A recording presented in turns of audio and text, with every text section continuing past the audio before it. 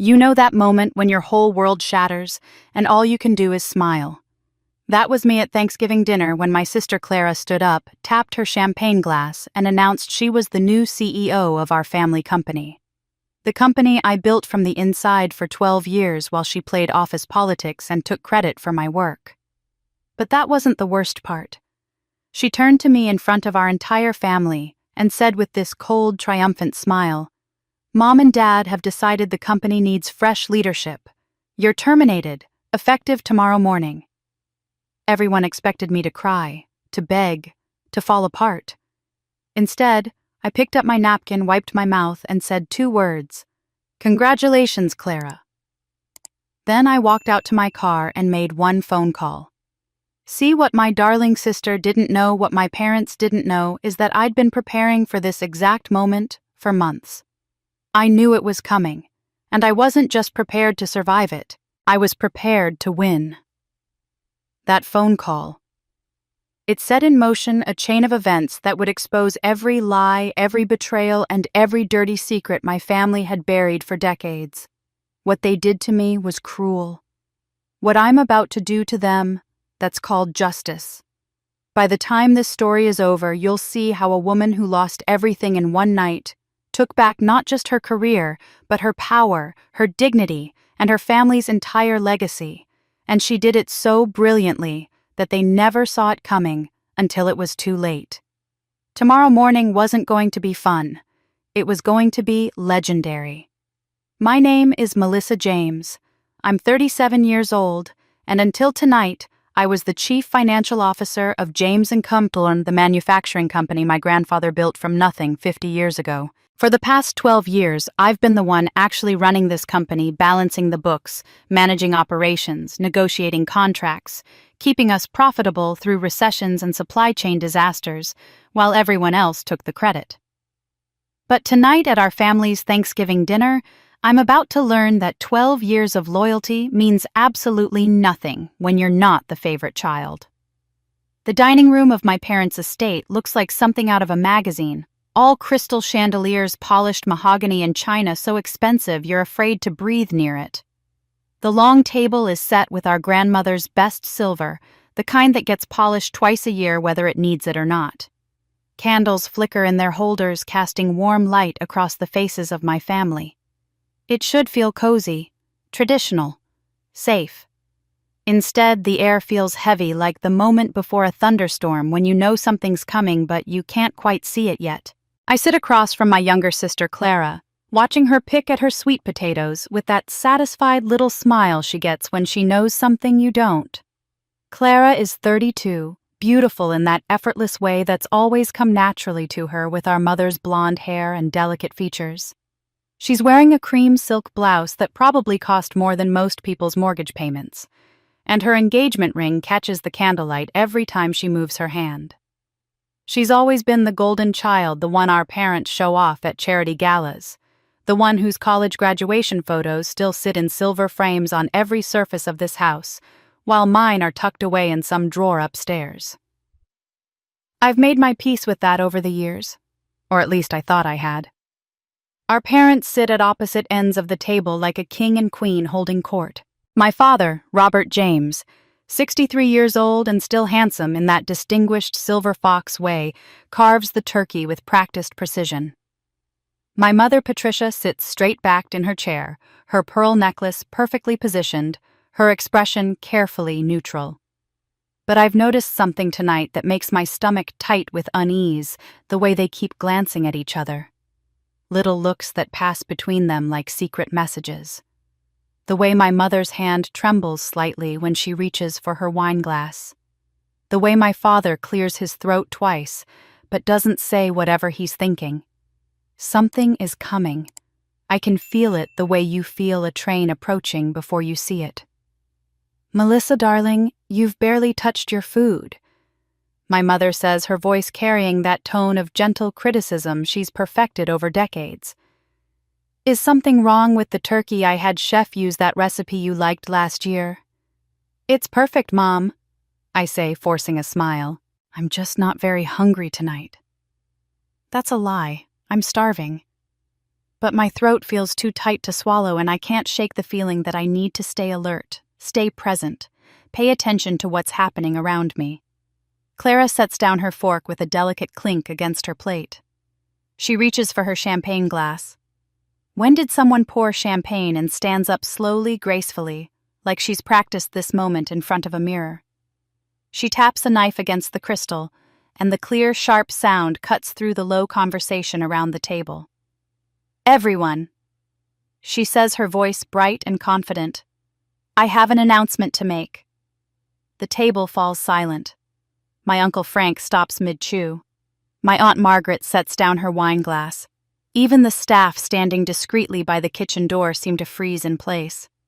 Clara's smile grows wider, and in that moment I see something in her eyes that I've never noticed before, not just triumph, but cruelty. The kind of satisfaction that comes not just from winning, but from watching someone else lose. "Mom and Dad have made a decision about the future of James and Coming," she says, her eyes sweeping the table but very carefully not landing on me. "After careful consideration and months of discussion, they've decided that the company needs bold new leadership to take us into the next era. And they've chosen me." She pauses for effect, letting that sink in. "As of next Monday, I'll be the new CEO of James & Co." The silence that follows is absolute. Someone's fork clatters against a plate. I hear my aunt gasp softly, but I don't move. I don't react. Because somewhere deep in my gut, underneath the shock and the hurt and the rage that's starting to build like a fire catching kindling, I'm not actually surprised. Some part of me has always known it would come to this. But Clara isn't finished. She turns to face me directly now, and her smile becomes something sharper, something that cuts. "And Melissa," she says, her voice dropping into a tone of false sympathy that makes my skin crawl. "I know this might be difficult to hear, but the company really does need fresh leadership, new vision, someone who isn't so stuck in the old ways of doing things." She tilts her head, and the candlelight makes her look almost angelic. "You've done wonderful work as CFO, really you have, but your position will be terminated effective tomorrow morning. I'll have HR prepare your severance package. It's very generous, I made sure of that." The table erupts. My uncle is sputtering something about company protocol. My aunt is whispering urgently to my mother. But I hear it all from very far away, like I'm underwater, and they're all on the surface, their voices distorted and strange. Everyone is looking at me now, waiting for the explosion. Waiting for me to cry or scream or throw something. Clara is still standing there with that triumphant smile, probably expecting me to beg to plead, to ask our parents how they could do this to me. But I don't do any of those things. Instead, I very carefully set down my fork. I dab the corners of my mouth with my napkin, the linen one with our family initials embroidered in the corner. I fold it neatly and place it beside my plate. Then I look directly at Clara and I smile. It's not a big smile, not dramatic or threatening, just a small, quiet curve of my lips that doesn't reach my eyes. "Congratulations, Clara," I say softly. My voice doesn't shake. "I hope you'll be very happy in your new position." I push back my chair slowly, deliberately, and stand.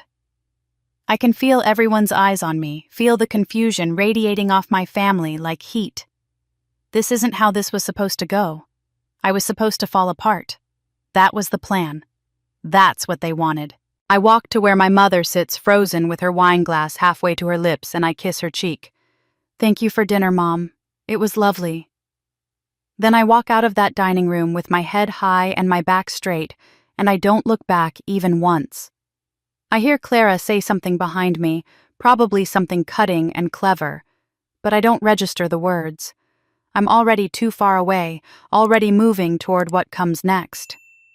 I collect my coat from the front closet, ignoring the concerned hovering of Jenkins, our family's longtime butler, who's known me since I was 7 years old, and can probably read the storm brewing in my silence.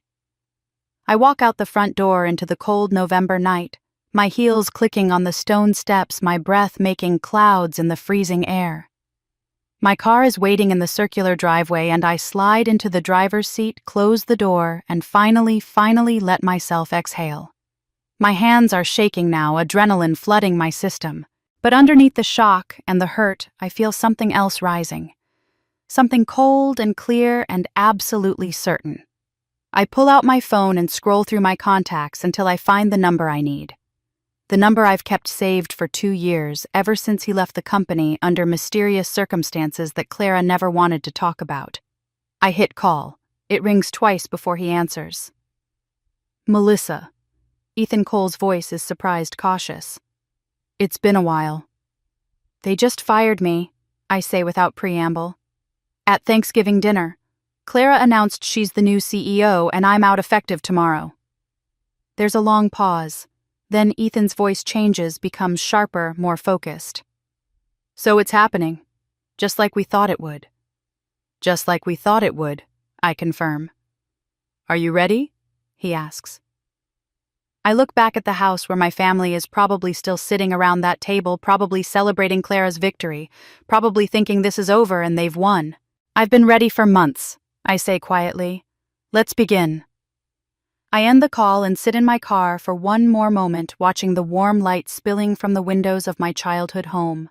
Then I start the engine, and I drive away from everything I used to be. So, they think I didn't see this coming. They have no idea what's coming for them. I'm 20 minutes down the highway, headlights cutting through the darkness when my phone rings. The screen illuminates the interior of my car with cold blue light, unknown number. My first instinct is to ignore it. I'm not in the mood for robocalls or wrong numbers, not tonight. But something makes me answer anyway, some intuition I can't quite explain. Melissa James. I say, my voice still steadier than I feel.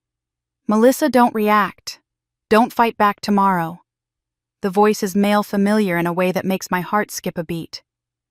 They're setting you up for something bigger than termination. I nearly swerve into the next lane. Ethan Cole. I haven't heard his voice in 2 years, not since he left the company under what everyone politely called mutual agreement. But what I knew was Clara maneuvering him out because he asked too many questions about budgets that didn't add up. He was our senior strategic advisor, the person my grandfather trusted most outside of family, and one of the few people in that company who treated me like I had a brain instead of just a famous last name. He was also, once upon a time, something more than a colleague. But that's a complication I can't afford to think about right now. How did you get this number? I ask, though it's not really what I want to know. What I want to know is how he knew about tonight, how he knew I'd need this call exactly when I needed it. I've been monitoring the company from a distance, he says, and there's an urgency in his voice that makes my hands tighten on the steering wheel. Melissa, I need you to listen to me very carefully.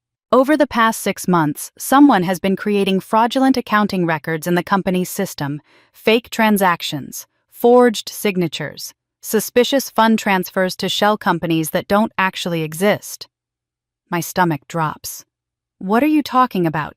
Every single one of those transactions is documented under your credentials, he says. Your digital signature, your approval codes, your employee ID. Whoever did this has been very, very careful to make it look like you've been embezzling from James & Company for months. I pull off at the next exit, my hands shaking so badly I can barely control the car. I park in the empty lot of a closed gas station, my headlights illuminating a broken payphone and scattered trash. That's insane. I would never— I know that, Ethan interrupts. But the evidence looks real, Melissa. Frighteningly real. We're talking about transactions ranging from $50,000 to $500,000, all moving through accounts that trace back to an offshore entity. And the timing is perfect. They all occurred during periods when you had full access to company financial systems. I feel like I'm going to be sick. But I didn't do any of this. I've never even seen these transactions. I believe you, he says, and something in his voice that absolute certainty is the only thing keeping me from completely falling apart. But here's what you need to understand. If you fight the termination tomorrow, if you make any noise at all about unfair dismissal or wrongful termination, They're going to immediately accuse you of fraud and embezzlement. They'll say you're trying to destroy evidence that you're lashing out because you got caught. The trap is already set, Melissa. They're just waiting for you to walk into it. I close my eyes, trying to process this. How sophisticated are we talking? Very, Ethan says grimly. Your digital signatures appear on documents you've never seen, approved on dates when you were actually on business trips to Denver and Austin. I checked your travel records. There are email trails that look completely authentic, messages allegedly from you authorizing these transfers. Someone has gone to enormous trouble to make this look real. My mind is racing now, moving through possibilities and probabilities the way it does when I'm analyzing a complex financial problem. The dates when I was traveling, someone would have had to use my credentials while I was physically out of the office.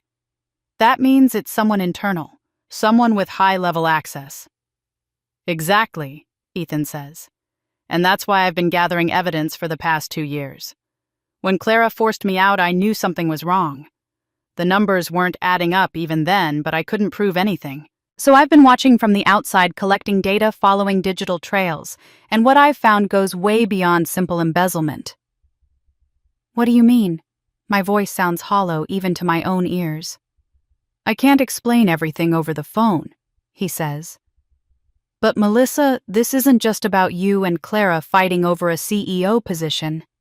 This is bigger. There are people involved who have been planning this for a long time, and your termination is just one piece of a much larger puzzle. I sit in the silence of my car, watching moths circle in my headlights, and I feel something shift inside me. The shock is fading now, replaced by something colder and sharper. Clarity. What do you suggest I do? I ask.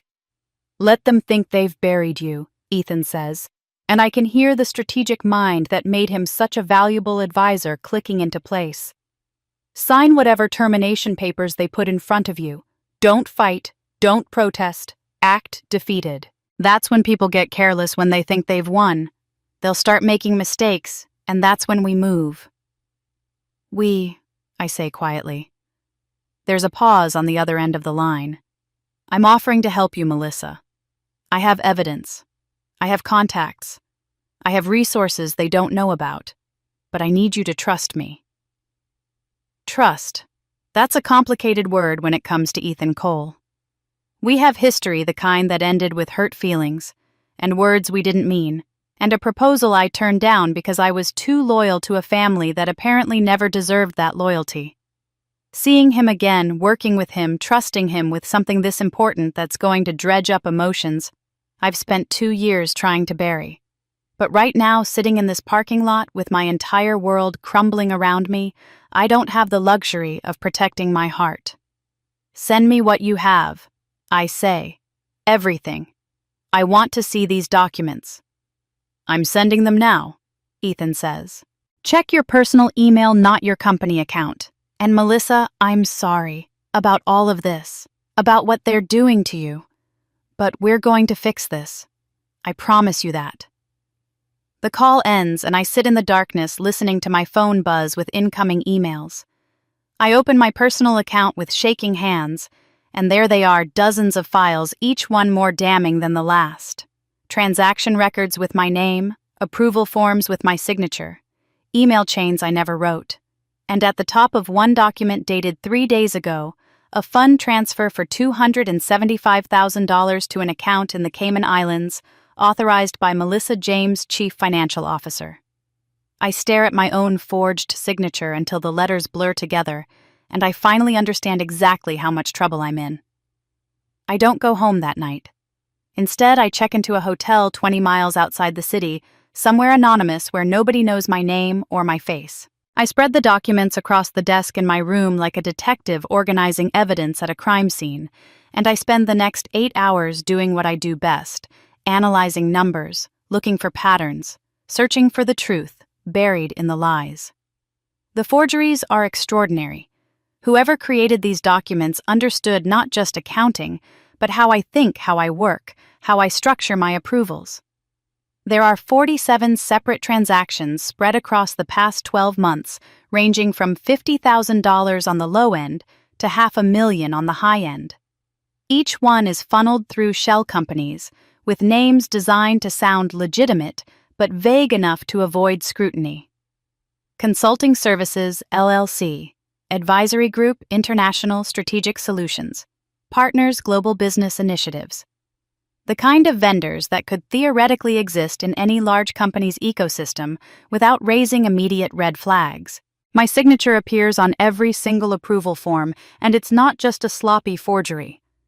Whoever did this studied my handwriting, the specific way I loop my capital M, the slight backward slant of my S, even the small flourish I add to the tail of my final letter. It's so accurate that if I didn't know with absolute certainty that I never signed these documents, I might doubt myself. What makes it even more convincing is the timing. Every transaction correlates with legitimate company activities during periods when I genuinely had full access to all financial systems. There's a $200,000 payment to Strategic Solutions Partners, dated the same week we closed the Henderson manufacturing deal. There's a $350,000 transfer to Advisory Group International that coincides with our annual compliance audit. Someone planned this, carefully embedding the fraudulent transactions alongside real business operations so they'd blend in, so they'd look like just another line item in a company that processes millions of dollars in transactions every quarter. The most damaging detail is that all of this happened during the past year, the period when I had the most authority, the most trust, the most access. If this goes public, even people who know me, even people who've worked with me for years, will have that tiny seed of doubt. Could she have done it? Did the pressure get to her? Was there something going on in her personal life that made her desperate? Once that doubt exists, once people start questioning, the truth becomes almost irrelevant. Perception becomes reality. I sit back in my chair as dawn light starts creeping through the hotel curtains, and I feel the full weight of how trapped I am. If I walk into the office this morning and fight my termination, if I demand explanations or threaten legal action, they'll drop this bomb immediately. They'll call the authorities, leak the documents to the press, destroy my reputation so completely that nothing I say afterward will matter. I'll be the disgraced executive who got caught stealing and tried to cover it up by claiming conspiracy. Every news outlet will run with that story because it's compelling, it's dramatic, and it confirms what people already want to believe about wealthy families and corporate corruption. But if I don't fight, if I simply accept defeat and walk away quietly, I buy myself something invaluable: time. Time to investigate, time to gather real evidence, time to understand who's really behind this and why. Fighting on their terms, on their timeline, means I've already lost. I need to change the game entirely, and that means making them think the game is over. The decision crystallizes in my mind with absolute clarity. I will sign whatever termination papers they put in front of me. I will act defeated, maybe even relieved to be done with it all. I will make them believe they've won so completely that they stop being careful. Because overconfidence is where people make mistakes, where they get sloppy, where they reveal things they meant to keep hidden. Before I do anything else, though, I need to protect what I still have. I pull out my phone and start photographing key pages from my actual work records, the legitimate approvals I did, sign the real vendor contracts, the authentic email chains that prove what my normal business patterns looked like. I download encrypted backups of my calendar, my expense reports, my travel documentation. Everything that proves where I really was and what I was really doing during those times when my forged signature was supposedly authorizing fraudulent transactions. I create a secure folder and send everything to Ethan through an encrypted channel he set up years ago, back when we worked together and occasionally dealt with sensitive competitive intelligence. The technology feels almost paranoid, but right now paranoia seems entirely justified. As I'm organizing the files, something catches my attention. I spread out the fraudulent transaction records again and trace the money flow with my finger. Every single shell company, all 47 transactions, ultimately routes through the same offshore account. The account number is partially redacted in most documents, but there's enough visible information that I can see the pattern. It's registered in the Cayman Islands under a trust structure that's clearly designed to obscure the real ownership. but the routing codes are consistent across every transaction. This is the thread. This is the weakness in their plan. Shell companies are easy to create and hard to trace, but money always leaves a trail if you know how to follow it. Whoever set this up was meticulous about forging my signature and timing the transactions perfectly, but they made one critical mistake. They consolidated everything through a single destination. That means there's one point of vulnerability, one place where all the lies converge into a truth that can be proven. I pick up my phone and call Ethan. He answers on the first ring, and I can hear the exhaustion in his voice that matches my own. "Did you find something?" he asks. "The offshore account," I say. "Every fraudulent transaction flows through it. If we can trace the real ownership, we can prove who's actually behind this." "That's going to take time," Ethan warns. "Those structures are designed specifically to prevent tracing." "Then we'd better start now," I say. "Because I'm going into that office this morning and I'm signing whatever they want me to sign." There's a pause. "Are you sure about that?" I look at the documents scattered across my hotel desk at my forged signature staring back at me from dozens of pages at the trap that's been so carefully constructed around me. And I feel something cold and determined settle into my chest, something that has nothing to do with anger and everything to do with strategy. "Let them think they've buried me," I say quietly. I arrive at the office at 6:30 in the morning, 90 minutes before anyone else typically shows up. The building is quiet except for the hum of fluorescent lights and the distant sound of the cleaning crew finishing their overnight shift. I use my keycard to access the executive floor, wondering absently how long it will be before they deactivate it. Probably by noon today, once the paperwork is processed, and I'm officially erased from the company systems like I never existed at all. My office looks exactly the way I left it yesterday morning, back when I still believed I had a future here. The awards lining the shelves. CFO of the Year from the Business Association, Excellence in Financial Leadership. The crystal plaque commemorating our record-breaking quarter last spring. Framed photos of company milestones I helped achieve. The leather-bound notebook my grandfather gave me when I first joined the company, his shaky handwriting on the inside cover, "Never forget why we do this work for the people who depend on us." I run my fingers over those words and feel a sharp pain in my chest that has nothing to do with my termination and everything to do with what he would think if he could see what his company has become. I pull a cardboard box from the supply closet and begin packing methodically. Each item I remove from the shelf feels like stripping away a piece of my identity, but I force myself to move with calm precision. I'm aware that once other employees arrive, I'll have an audience, and I need to project exactly the right image, dignified, composed, quietly defeated. No anger, no dramatics, nothing that will make them suspicious about what I'm actually planning. The elevator dings at 7:15 and I hear voices in the hallway. Within minutes, people start appearing in my doorway. Jennifer from accounting stands there with her hand over her mouth, tears streaming down her face. Marcus from operations looks furious, his jaw clenched so tight I can see the muscle jumping. Nobody says much at first. They just watch me pack their presence, a silent testimony to what everyone in this building knows. But nobody says out loud, "I'm the one who kept this place running while Clara collected credit and my parents collected dividends." I'm placing my framed MBA diploma in the box when I remember the ring. I pull it from my pocket, feeling the weight of it in my palm. It's my grandfather's silver ring, the one he wore every day for 50 years, engraved with the company's founding date and his initials. When he died, he left it specifically to me with a note that said I'd earned the right to carry his legacy forward.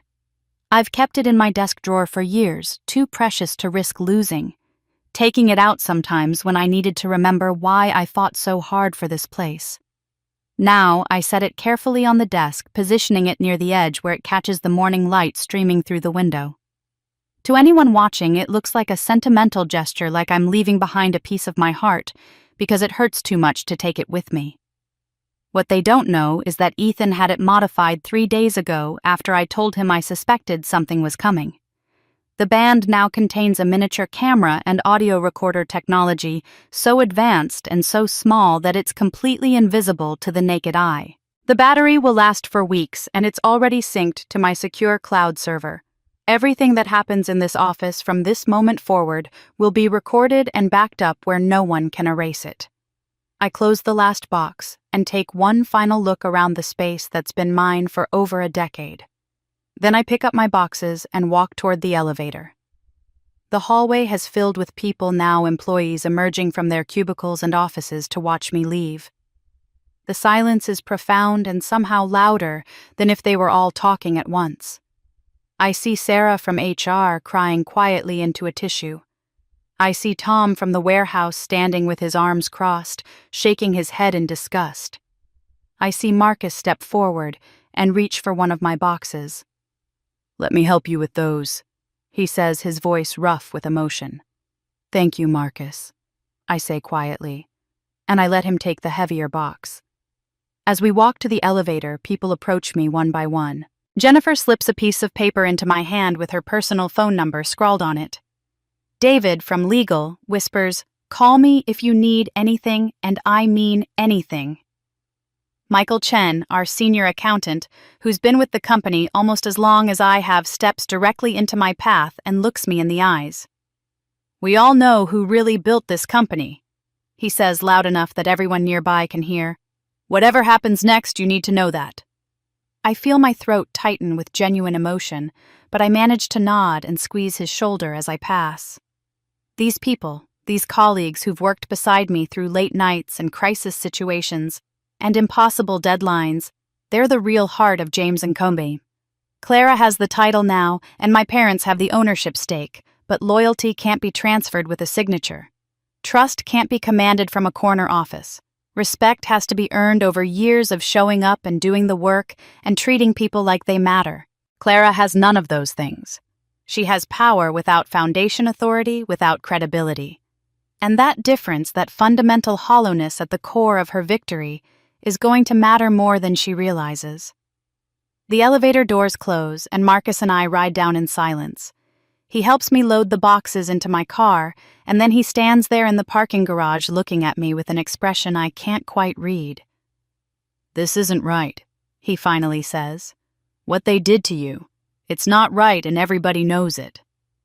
"Sometimes things that aren't right still happen," I say carefully. "But I appreciate you saying it." I get into my car and start the engine. As I'm pulling out of my parking space, the one with my name on it that will probably have Clara's name painted over it by next week. My phone buzzes in the cup holder. I glance down at the screen and see a notification from my cloud storage app. The surveillance system is active. The ring is already transmitting, and the first file has been automatically saved and encrypted with a timestamp of 8:37 a.m. I tap the notification and pull up the live feed. The camera angle shows my former desk from slightly above, capturing most of the office. As I watch, Clara enters the frame. She's wearing a navy suit that I recognize as new, probably bought specifically for her first day as CEO. She sits down in my chair, swiveling slightly to test how it feels, and then she pulls out her phone. Even without sound, I can read her body language. She's calling someone. Her posture is relaxed, triumphant. She's smiling that same cold smile she wore at dinner last night. I turn up the volume on my phone and hear her voice come through clearly, the audio quality surprisingly good, despite the ring's tiny microphone. "It's done," Clara says into her phone, her tone bright with satisfaction. "She's gone." I sit in my car in the parking garage, watching my sister celebrate my destruction in the office that used to be mine, and I allow myself the smallest smile. Recording saved. Device active. Let the real game begin. I'm sitting in my apartment that evening, still wearing the clothes I wore to pack up my office, when my laptop chimes with an incoming encrypted message from Ethan. The subject line reads simply, "You need to see this immediately." My hand trembles slightly as I click to download the attached files, entering the complex password he provided in a separate text message. The files are large, taking almost a minute to decrypt and open, and when they finally appear on my screen, I have to read the first page 3 times before my brain can process what I'm seeing. The James Family Trust. Established April 12, 2003, by Arthur James, my grandfather, 20 years before his death. I've never heard of this entity. Not once in all my years working at the company, not in any board meeting or shareholder report or family discussion, has anyone ever mentioned that this trust exists. According to the documents, the trust holds 40% of James & Company's total shares. 40%. I sit back in my chair feeling dizzy as I mentally calculate what that means. My father holds 25% through his personal ownership. My mother holds 15%. Various small investors and board members hold the remaining 20% in scattered pieces. But this trust, this ghost entity that nobody talks about, controls more of the company than any single person or group. Whoever controls this trust effectively controls the company's future. The trust document is dense with legal language, the kind of carefully constructed framework that only expensive attorneys can create. I read through pages of definitions and provisions and contingencies, my CFO brain automatically parsing the complex structures. The trust is managed by an independent law firm called Barrett & Associates, a name I recognize as one of the oldest and most prestigious corporate law practices in the state. The trust operates as its own legal entity, completely separate from any individual family member with voting rights that can be exercised by whoever holds the position of designated beneficiary. And the conditions for transferring control to a beneficiary are extraordinarily specific. I find them buried on page 17, highlighted now by Ethan in bright yellow. Control of trust voting rights shall transfer to that grandchild of Arthur James, who demonstrates both fiduciary responsibility in service to the company and who is unjustly removed from company leadership due to family political considerations, rather than performance-based criteria. I read that sentence 5 times, my heart pounding harder with each repetition. My grandfather wrote this provision with surgical precision. He didn't just create a trust to hold shares. He created a trap for exactly the kind of betrayal that just happened to me. He anticipated 2 decades ago that family politics might override merit, that someone competent might be pushed out to make room for someone connected, and he built a legal mechanism to correct that injustice automatically. There's another document attached, this one a scanned image of a handwritten letter on my grandfather's personal stationery. The date at the top reads July 1998, which means I was 15 years old. I can barely breathe as I start reading his familiar handwriting, the same script I remember from birthday cards and notes of encouragement throughout my childhood. Melissa. The letter begins. If you're reading this, then I was right to worry. I've watched you grow into a young woman of exceptional intelligence and integrity. You have your grandmother's gift for numbers and my stubborn insistence on doing things the right way, even when it's hard. These qualities will make you an excellent steward of our family's legacy, but they will also make you a target. My vision blurs with tears, but I force myself to keep reading. I've seen too many family businesses destroyed by favoritism and power struggles. I've watched capable people pushed aside to make room for charming incompetence. I've seen parents choose the child who flatters them over the child who actually does the work. I will not let that happen to you or to the company I built. This trust is my way of ensuring that merit, not manipulation, determines who leads our legacy. The company belongs to those who earn it through service and sacrifice, not those who inherit it through birth order and politics. The letter continues for another page, laying out his philosophy about leadership and responsibility, about the difference between authority and power, about why he trusted me specifically with this safeguard, even though I was barely a teenager when he wrote it. He ends with words that feel like they're reaching across time to speak directly to this moment. If you're reading this, someone has betrayed you. Someone has tried to take what you earned. Don't let them. Fight back. You have the tools now. Use them. My hands are shaking as I pick up my phone and dial the number listed on the trust documents for Barrett & Associates. It's after business hours, but the document includes an emergency contact line. A woman answers on the 3rd ring. Barrett & Associates, this is Catherine Morrison speaking. My name is Melissa James. I say, my voice steadier than I expect. I need to verify my status as beneficiary of the James Family Trust. There's a pause, the sound of typing. Ms. James. Yes, I've been expecting your call. Mr. Barrett asked me to wait by the phone this evening. Can you please verify your identity by providing your mother's maiden name and the year your grandfather founded the company? I answer both questions correctly. More typing. Then, Catherine's voice returns warmer now. Thank you, Ms. James. I'm looking at your file now. Based on the termination letter you signed this morning, which was filed with our office at 11:43 a.m., the Trust's activation clause has been triggered. As of 48 hours from that filing time, you will have full voting control over the Trust's 40% shareholding in James & Co. Mr. Barrett would like to schedule a meeting with you tomorrow morning to discuss the specifics and answer any questions you might have. I close my eyes, feeling something shift fundamentally in my understanding of where I stand. 24 hours ago, I thought I was being pushed out of my family's company with nothing but a severance package and a destroyed reputation.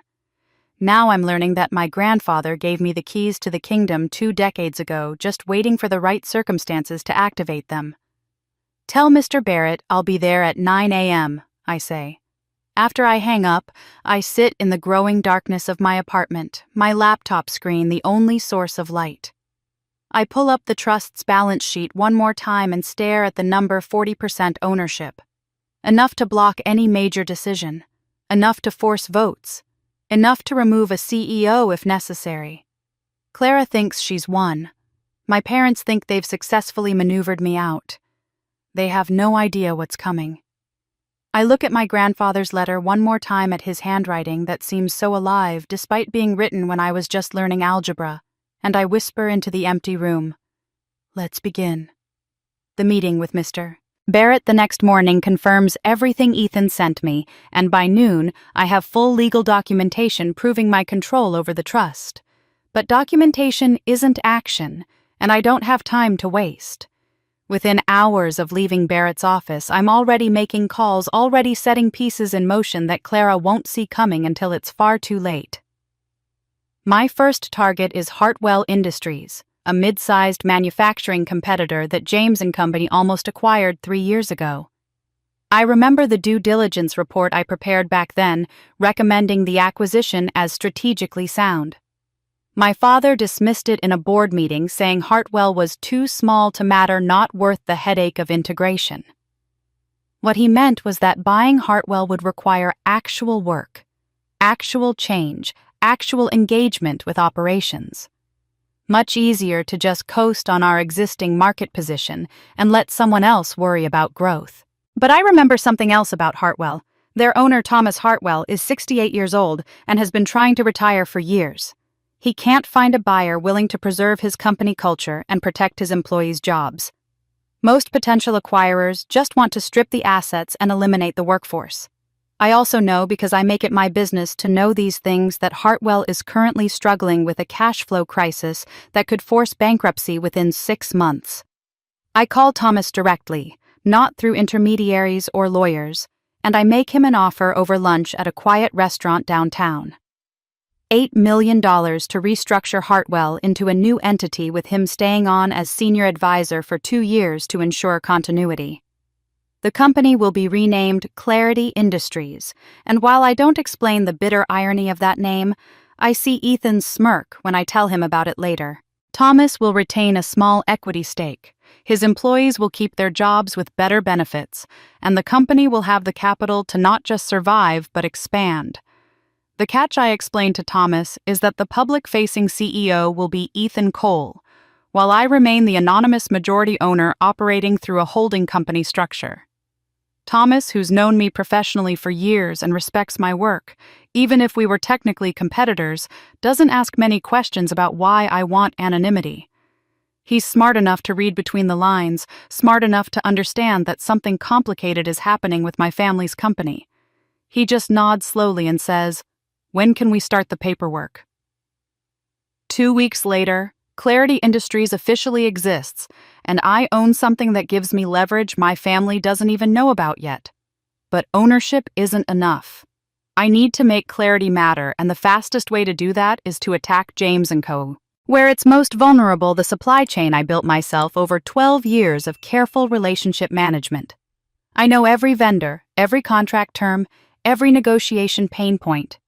I know which suppliers are unhappy with late payments, which ones want longer-term commitments, which ones have been quietly shopping for better partners.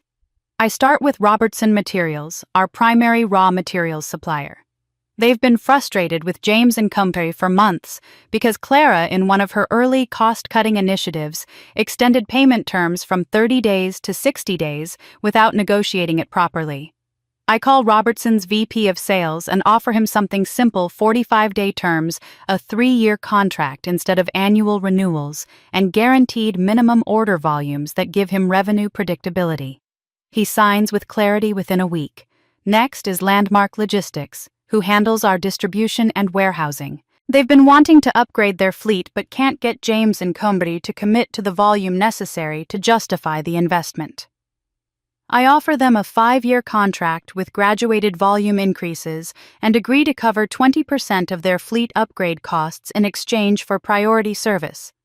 They accept immediately. The third supplier, Precision Components, won't switch entirely, but they agree to reduce James & Company's capacity allocation by 40%, shifting that capacity to Clarity instead.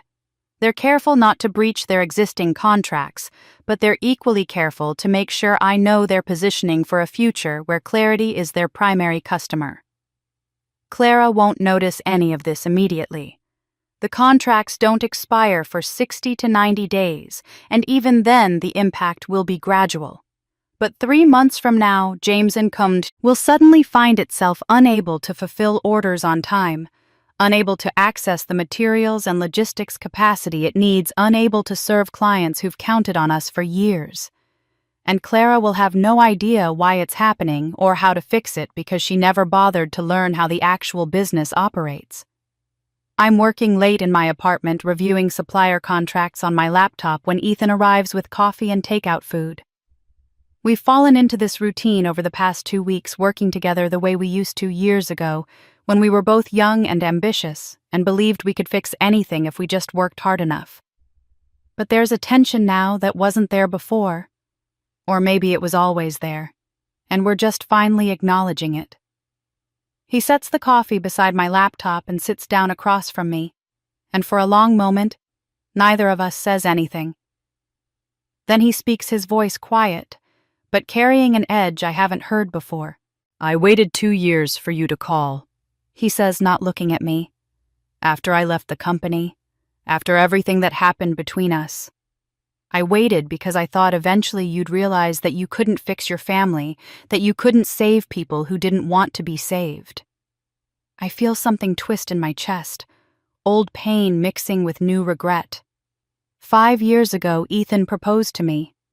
We were in love, or at least I thought we were, and he wanted me to leave James & Company to start fresh somewhere else, to build a life that wasn't defined by my family's expectations and my grandfather's legacy. I said no. I told him I couldn't abandon the company when it needed me, when I was the only person holding things together. He accepted a job with a consulting firm in Boston, and we stopped talking entirely. Clean break, no messy goodbyes, just silence where there used to be something real. "I never stopped protecting you," he continues, finally meeting my eyes. "Even when you chose them over us.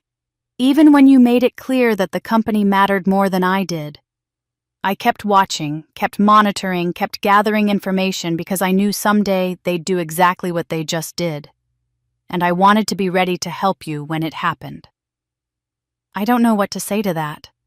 Part of me wants to defend my choice, to explain that it wasn't about him mattering less, it was about responsibility and duty and promises made to a dying grandfather.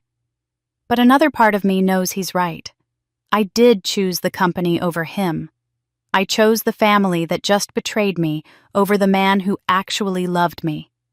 And now here we are working together again, and I don't know if we're partners or if we're just two people using each other to achieve the same goal. "I'm sorry," I finally say, and I mean it.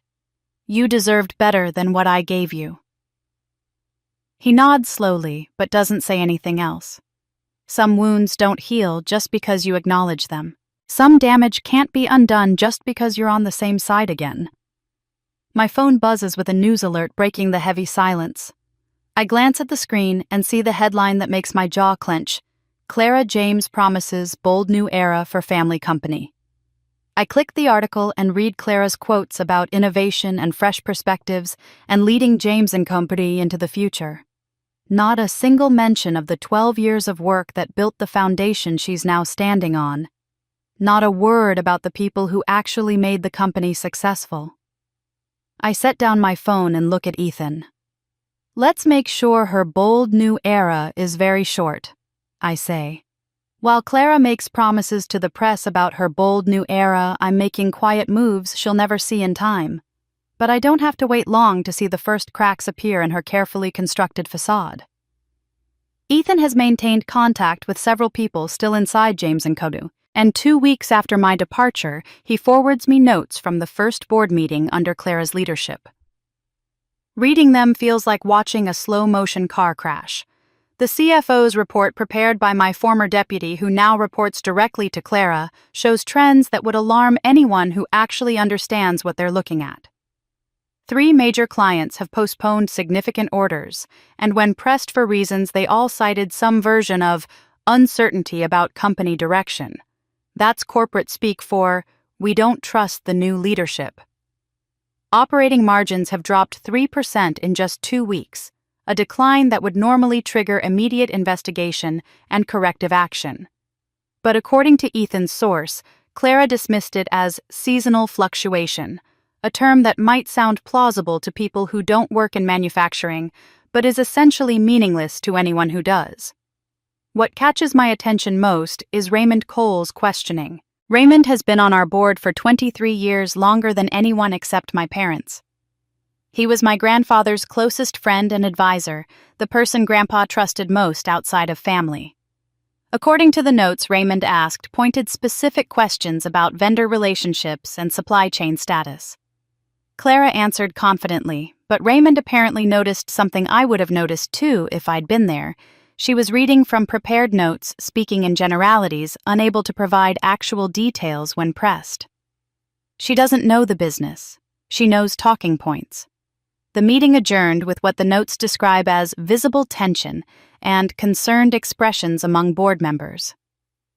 That's exactly what I hoped would happen, though. Honestly, I expected it to take longer. Clara is self-destructing faster than even I anticipated. 3 days after that board meeting, Ethan gets another message from his inside source. Raymond approached 2 other board members privately after everyone else had left, initiating a conversation in the parking garage where they thought no one would overhear. But Clara's executive assistant, a young woman named Sophie, who's apparently very loyal to her new boss, was retrieving something from her car and heard part of the exchange. Raymond's words, according to Sophie's report to Clara, were carefully chosen but unmistakably critical. Melissa built the operational foundation of this company, Raymond said. Clara has ambitions, certainly. But does she have substance? Does she understand what actually makes this business run? The other board members admitted they'd been having similar concerns. One of them mentioned that several department heads had been asking questions about my departure, phrasing them in ways that suggested they expected it to be temporary, as if I might be on some kind of sabbatical rather than permanently terminated. The conversation apparently ended when they noticed Sophie nearby and everyone scattered quickly, but the damage was done. Clara now knows that at least 3 board members are questioning her competence just 2 weeks into her tenure. When Ethan tells me about this, I feel a grim satisfaction. I'm not the only one who sees through her. The people who actually understand how businesses operate are already recognizing what I've known for years. Clara is all polish and no foundation.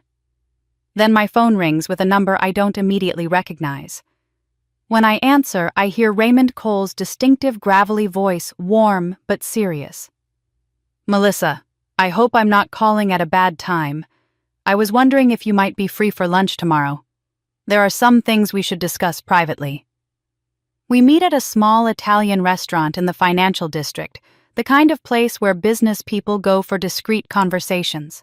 Raymond is already seated when I arrive, looking distinguished in a gray suit, his silver hair perfectly combed. He stands to greet me, and I see something in his eyes that looks like approval mixed with concern. "Thank you for coming," he says as we sit down. "I imagine these past few weeks have been difficult." "That's one word for it," I say carefully, unsure how much Raymond knows or what he wants from this meeting. He doesn't waste time with small talk. Once the waiter takes our orders and leaves, Raymond leans forward and speaks in a low voice that won't carry to neighboring tables. "Your grandfather confided in me about the family trust," he says, and my heart nearly stops. "He made me a backup trustee years ago, though I've never needed to exercise any authority. He told me he was creating a safeguard, something to protect the company if family politics ever overrode good judgment. He was very specific about the conditions that would activate your control." Raymond pauses, studying my face. "I'm assuming you've already discovered all of this." I nod slowly. "Mr. Barrett explained everything last week." "Good," Raymond says. "Then you know you have options. But I'm here to tell you about another option, one your grandfather built into the company bylaws themselves." He reaches into his briefcase and pulls out a manila folder, sliding it across the table to me. "Section 47, subsection C. Your grandfather drafted it himself and convinced the board to adopt it as part of our governance structure. Most people have forgotten it exists because it's never been invoked." I open the folder and start reading. The language is dense, but the meaning becomes clear quickly. Any shareholder holding 5% or more of company stock can call for an emergency vote of no confidence in the CEO if that CEO makes decisions affecting 100 or more employees without prior board approval. "Clara terminated 80 contractors last week," Raymond says quietly. "She signed the paperwork herself without consulting the board or even informing us until after it was done. She claimed it was a routine efficiency measure, but those contractors had been with us for years. Some of them were supporting entire families on those contracts." I look up from the document, my mind racing. 80 isn't 100. "No," Raymond agrees. "But I've heard through channels that she's planning to lay off at least 120 warehouse workers next month. She's already drafted the termination notices, apparently. She just hasn't pulled the trigger yet." He leans back in his chair. "If she makes one more mistake like that, you can remove her legally. You have the shareholding percentage through the trust. You have the bylaw provision. And after today's board meeting, I can tell you with certainty that you'd have the votes." Our food arrives, but I barely notice it. I'm calculating timelines, probabilities, strategic options. Clara is walking directly into a trap she doesn't even know exists. "Why are you telling me this?" I ask Raymond. "You could have stayed neutral, kept out of family politics." Raymond's expression becomes somber. "Your grandfather was my closest friend for 40 years. I watched him build this company from nothing, watched him pour his heart into creating something that would last beyond his lifetime. And I watched him die knowing that the wrong people might end up controlling it." He looks directly into my eyes. "I made him a promise before he passed. I promised I'd make sure his legacy went to the person who deserved it, not just the person who wanted it most. That person is you, Melissa. It always has been." I feel emotion tighten my throat, but I force it down. There will be time for feelings later. Right now, I need to think strategically. "How long do I have before she moves on the warehouse workers?" I ask. "Based on the timeline I've seen, probably 3 to 4 weeks, Raymond says. "She's waiting until after the quarterly numbers are finalized so she can present it as a response to declining performance." 3 to 4 weeks. Time enough to prepare to position all my pieces exactly where they need to be, to ensure that when Clara makes her fatal mistake, I'm ready to move decisively. Raymond picks up his water glass and looks at me with an expression I can't quite read. "If she makes one more mistake like that," he says quietly, "you can remove her legally." I spend the days after my lunch with Raymond planning my next moves, coordinating with Ethan, watching Clara through the surveillance feed from my grandfather's ring as she fumbles through meetings and makes promises she doesn't understand how to keep. But 3 weeks after my termination at 11:30 on a Tuesday night, my phone rings with a call that changes everything I thought I knew about my family. My mother's name appears on the screen.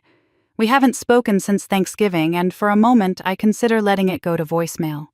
But something about the lateness of the hour makes me answer. "Melissa?" Her voice is shaking raw in a way I've never heard before. "You need to stop whatever you're planning. Please.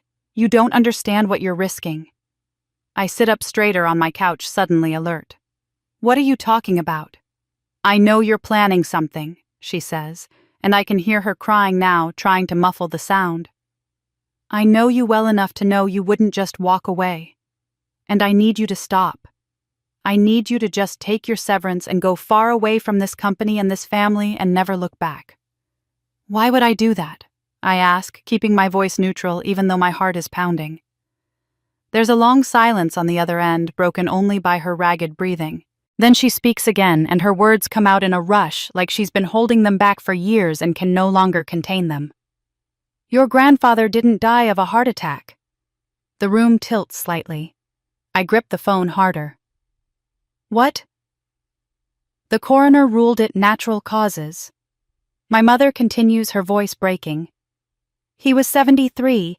He had a history of heart problems, and when he collapsed that night, everyone just accepted it.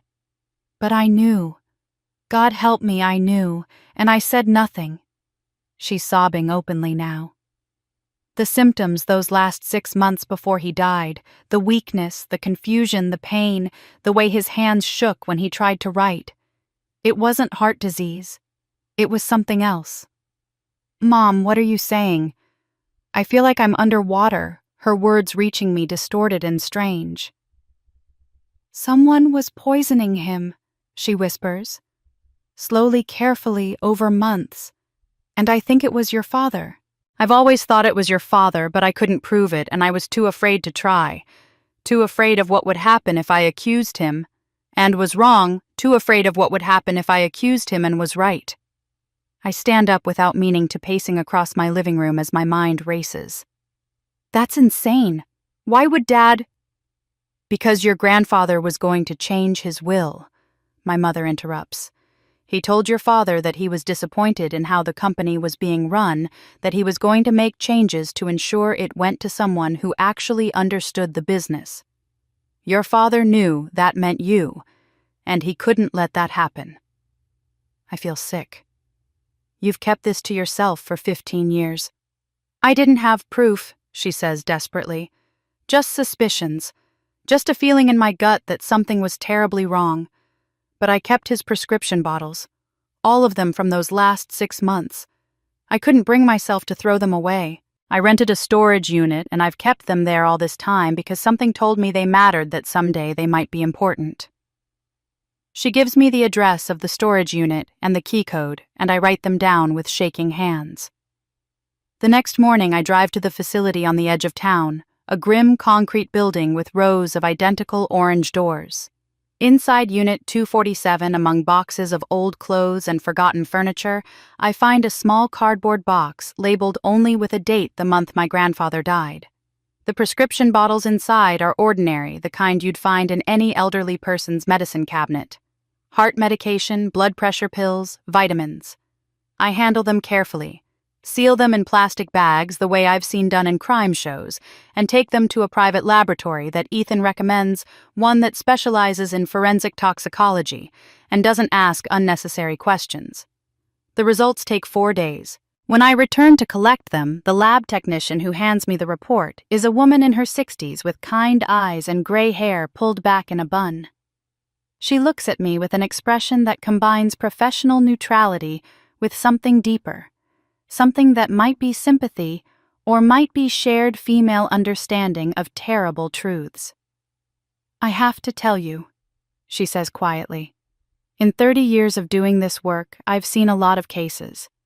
Accidental poisonings, industrial exposures, environmental contamination. But this," she taps the report, "this was deliberate. High levels of arsenic in all the medication bottles administered in doses small enough to avoid immediate suspicion, but consistent enough over time to be absolutely fatal. Whoever did this understood pharmacology and toxicology. They knew exactly what they were doing and exactly how long it would take. I stare at the report at the chemical analyses and concentration levels and clinical conclusions that all point to the same inescapable truth. My grandfather was murdered. Slowly, methodically, over the course of 6 months, someone fed him poison disguised as medicine, and he died believing his body was simply giving out from natural causes. That evening, my mother calls again.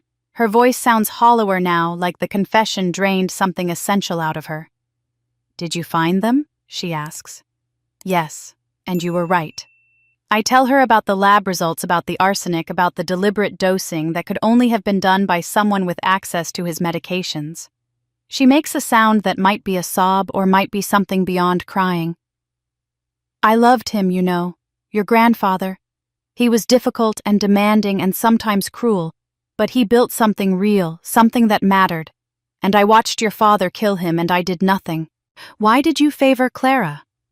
I ask the question that's haunted me my entire life, finally finding voice. Why did you always choose her over me? My mother is quiet for a long moment. When she speaks again, her voice is barely a whisper. "Your grandfather terrified me," she admits. "He was brilliant, yes, but that brilliance was ruthless. He saw through every lie, every social nicety, every comfortable deception that normal people use to get through life. He was impossible to control, impossible to predict, impossible to manage. And you?" Her voice breaks. "You're exactly like him. From the time you were a little girl, you had that same sharp intelligence, that same ability to see through people's pretenses. Clara is softer, easier, more manageable. I thought if I kept you away from real power, if I made you support staff instead of leader, I could protect this family from the kind of strength that destroys everything around it. But you were wrong," I say flatly. "I was wrong," she agrees. "Your father didn't fear your grandfather's strength when it was building the company. He feared it when it threatened his control. And when your grandfather was dying, when he was weak and confused from the poison, your father saw his chance to take everything. And I let it happen by staying silent. I chose safety over truth, and I've been paying for that choice every day since." I look at the lab report still sitting on my coffee table, at the clinical evidence of murder laid out in neat columns and scientific terminology. "Your grandfather didn't just leave you a company," I say quietly, more to myself than to her. "He left me a murder case." The knowledge that my grandfather was murdered sits in my chest like a stone, heavy and cold, transforming everything I thought I understood about my family. But I can't afford to be paralyzed by grief or shock. If my father killed once to protect his control of the company, there's no telling what he might do if he feels threatened again. I need to move faster, be smarter, and most importantly, I need to understand the full scope of what he's planning. Ethan has been working with Raymond to examine every piece of company governance documentation, looking for the mechanisms my grandfather built into the system. 2 days after I receive the arsenic lab results, Ethan calls me with something he's found buried deep in the corporate bylaws, something so specific that it could only have been designed for exactly this situation. "Section 47, subsection C," Ethan says, and I can hear the excitement in his voice despite the late hour. "Your grandfather embedded it into the bylaws 18 years ago, right around the time he established the trust. Listen to this language. Any chief executive officer who makes unilateral decisions affecting the employment of 100 or more individuals without prior board approval may be subject to an emergency shareholder vote of no confidence callable by any shareholder holding 5% or greater equity." I'm already pulling up the bylaws on my laptop, scrolling to find the section he's reading from. "Clara fired 80 contractors 3 weeks ago." "I know," Ethan says. "But according to the surveillance footage from your grandfather's ring, she's planning something bigger. She had a meeting yesterday with the head of HR and your father. They're drafting termination notices for 120 warehouse workers. The layoffs are scheduled for 3 weeks from now, right after the quarterly earnings report." My fingers freeze on the keyboard. 120 people. 120 families who depend on those paychecks, who have mortgages and children and lives that will be upended because Clara needs to show cost savings she doesn't know how else to achieve. This is exactly what the provision was designed for, I say quietly. Grandpa knew that bad leadership would eventually try to solve problems by firing people instead of fixing systems. But even as I'm processing this legal mechanism that could remove Clara from power, Ethan is already moving on to something else. Something in his tone that tells me the news gets worse. Melissa, there's more. I've been tracing the offshore accounts connected to those fraudulent transactions, the ones they tried to pin on you. I finally broke through the shell company structures, and you need to know what I found. He sends me a series of documents, and as they load on my screen, I feel my blood run cold. The shell companies, Consulting Services, LLC, Advisory Group International. All of them aren't registered to Clara or some anonymous criminal entity. They're registered to holding companies that trace back to my father. Every single fraudulent transaction that was supposed to look like my embezzlement was actually his embezzlement, just with my forged signature to provide cover and a scapegoat if anyone started investigating. He's been stealing from the company for at least 5 years, Ethan explains. Small amounts at first, then larger as he got more confident. The total is somewhere around $8 million, maybe more. But that's not even the worst part. He walks me through what he's discovered by monitoring my father's email account, something Ethan has been doing through a contact in IT who's loyal to me and horrified by what's happening. There's an encrypted email chain between my father and representatives from a Chinese manufacturing conglomerate called Tianlong Industries. The negotiations have been going on for 7 months, starting well before I was terminated, well before Clara became CEO. The deal is straightforward and devastating. Tianlong wants to buy James & Company for $340 million. They'll keep the brand name and some of the management structure, but they'll move most of the manufacturing overseas and eliminate roughly 60% of the current workforce.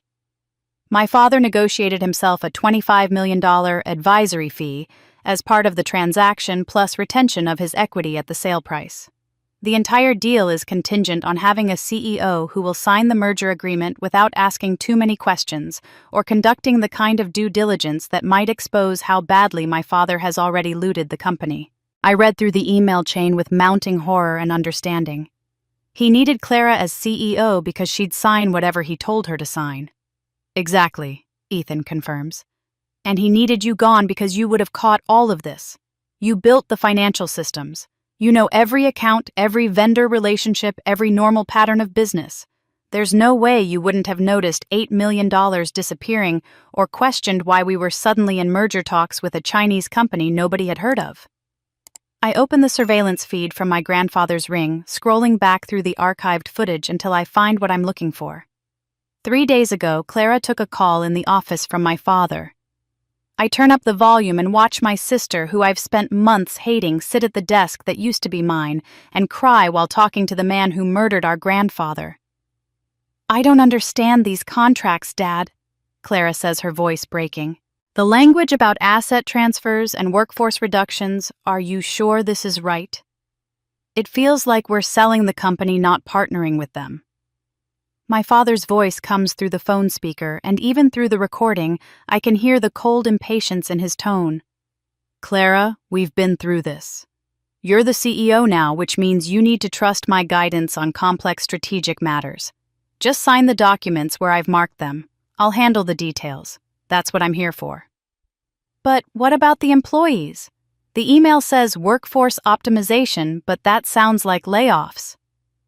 It's business. Clara, stop being emotional and start being professional. Do you want to run this company or not? There's a long pause, and then Clara says quietly, Yes, Dad. I'm sorry. I'll sign them. I close the laptop and sit in the darkness of my apartment, feeling something shift fundamentally in how I see this whole situation. Clara isn't the villain of this story. She's another victim, just one with less awareness of how she's being used. My father installed her as CEO not because he trusted her or believed in her, but because he knew she'd be easy to control, easy to manipulate, easy to blame when everything eventually fell apart. For the first time since Thanksgiving, I feel something toward my sister that isn't anger or resentment. I feel pity. She wanted so badly to matter, to be valued, to prove she was worthy of leadership. And our father exploited that hunger, used it to turn her into a puppet who would sign away our grandfather's legacy without even understanding what she was doing. My phone buzzes with another message from Ethan. It's a screenshot of an email from my father to the Tianlong representatives sent just yesterday. Once Clara signs the merger documents next month, we're free.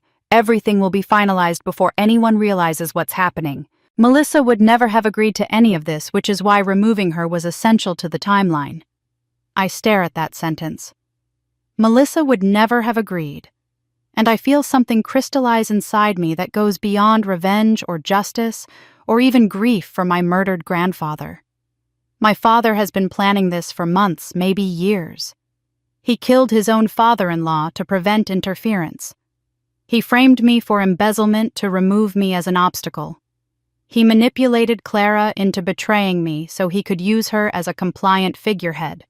And now he's preparing to sell the company my grandfather built, destroy hundreds of jobs, and walk away with $25 million. Not if I stop him first. Understanding my father's true plan changes everything about how I need to proceed. I'm not just fighting to reclaim my position anymore. I'm fighting to prevent the destruction of everything my grandfather built, and to stop a man who's already committed murder from profiting from his crimes. But I also need to be strategic about how Clara fits into this picture. She's complicit, yes, but she's also been manipulated. The question is whether she'll wake up to that manipulation before it's too late. 3 months after my termination, the quarterly earnings report comes out, and the numbers are even worse than I anticipated. First quarter earnings are down 22% compared to the same period last year. The supply chain disruptions I engineered through Clarity Industries are showing their full impact. Now shipments delayed by weeks, orders unfulfilled, clients growing impatient. 2 major accounts, frustrated by missed deadlines and vague explanations, have canceled contracts worth a combined $12 million and moved their business to competitors. The company's credit rating has been downgraded from A to BBB, making it more expensive to borrow money and signaling to the market that James & Company is a company in trouble. The board meeting to discuss these results is, according to Raymond's detailed notes that he shares with me afterward, an absolute disaster. Clara arrives with a prepared presentation blaming the decline on challenging market conditions and disruption caused by recent leadership transitions, which is a thinly veiled accusation that I somehow sabotaged the company on my way out. But when board members start asking specific questions, her facade crumbles completely. Raymond asks which suppliers are causing the delays and whether there's a plan to resolve the issues. Clara stammers, flipping through her presentation slides as if the answer might appear there. She mentions logistics challenges and vendor renegotiations, but can't name a single supplier or explain what's actually being negotiated. Another board member asks about the canceled contracts, wanting to know if there's any possibility of winning the clients back. Clara says her team is exploring options, but admits she hasn't personally spoken to either client.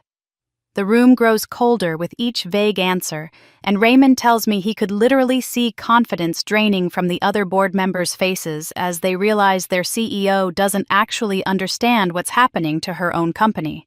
What I don't expect is how desperately Clara will respond to this pressure.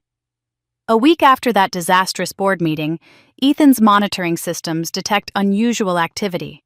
Someone is attempting to hack into what they think is my personal computer network using sophisticated techniques that suggest professional expertise rather than amateur curiosity.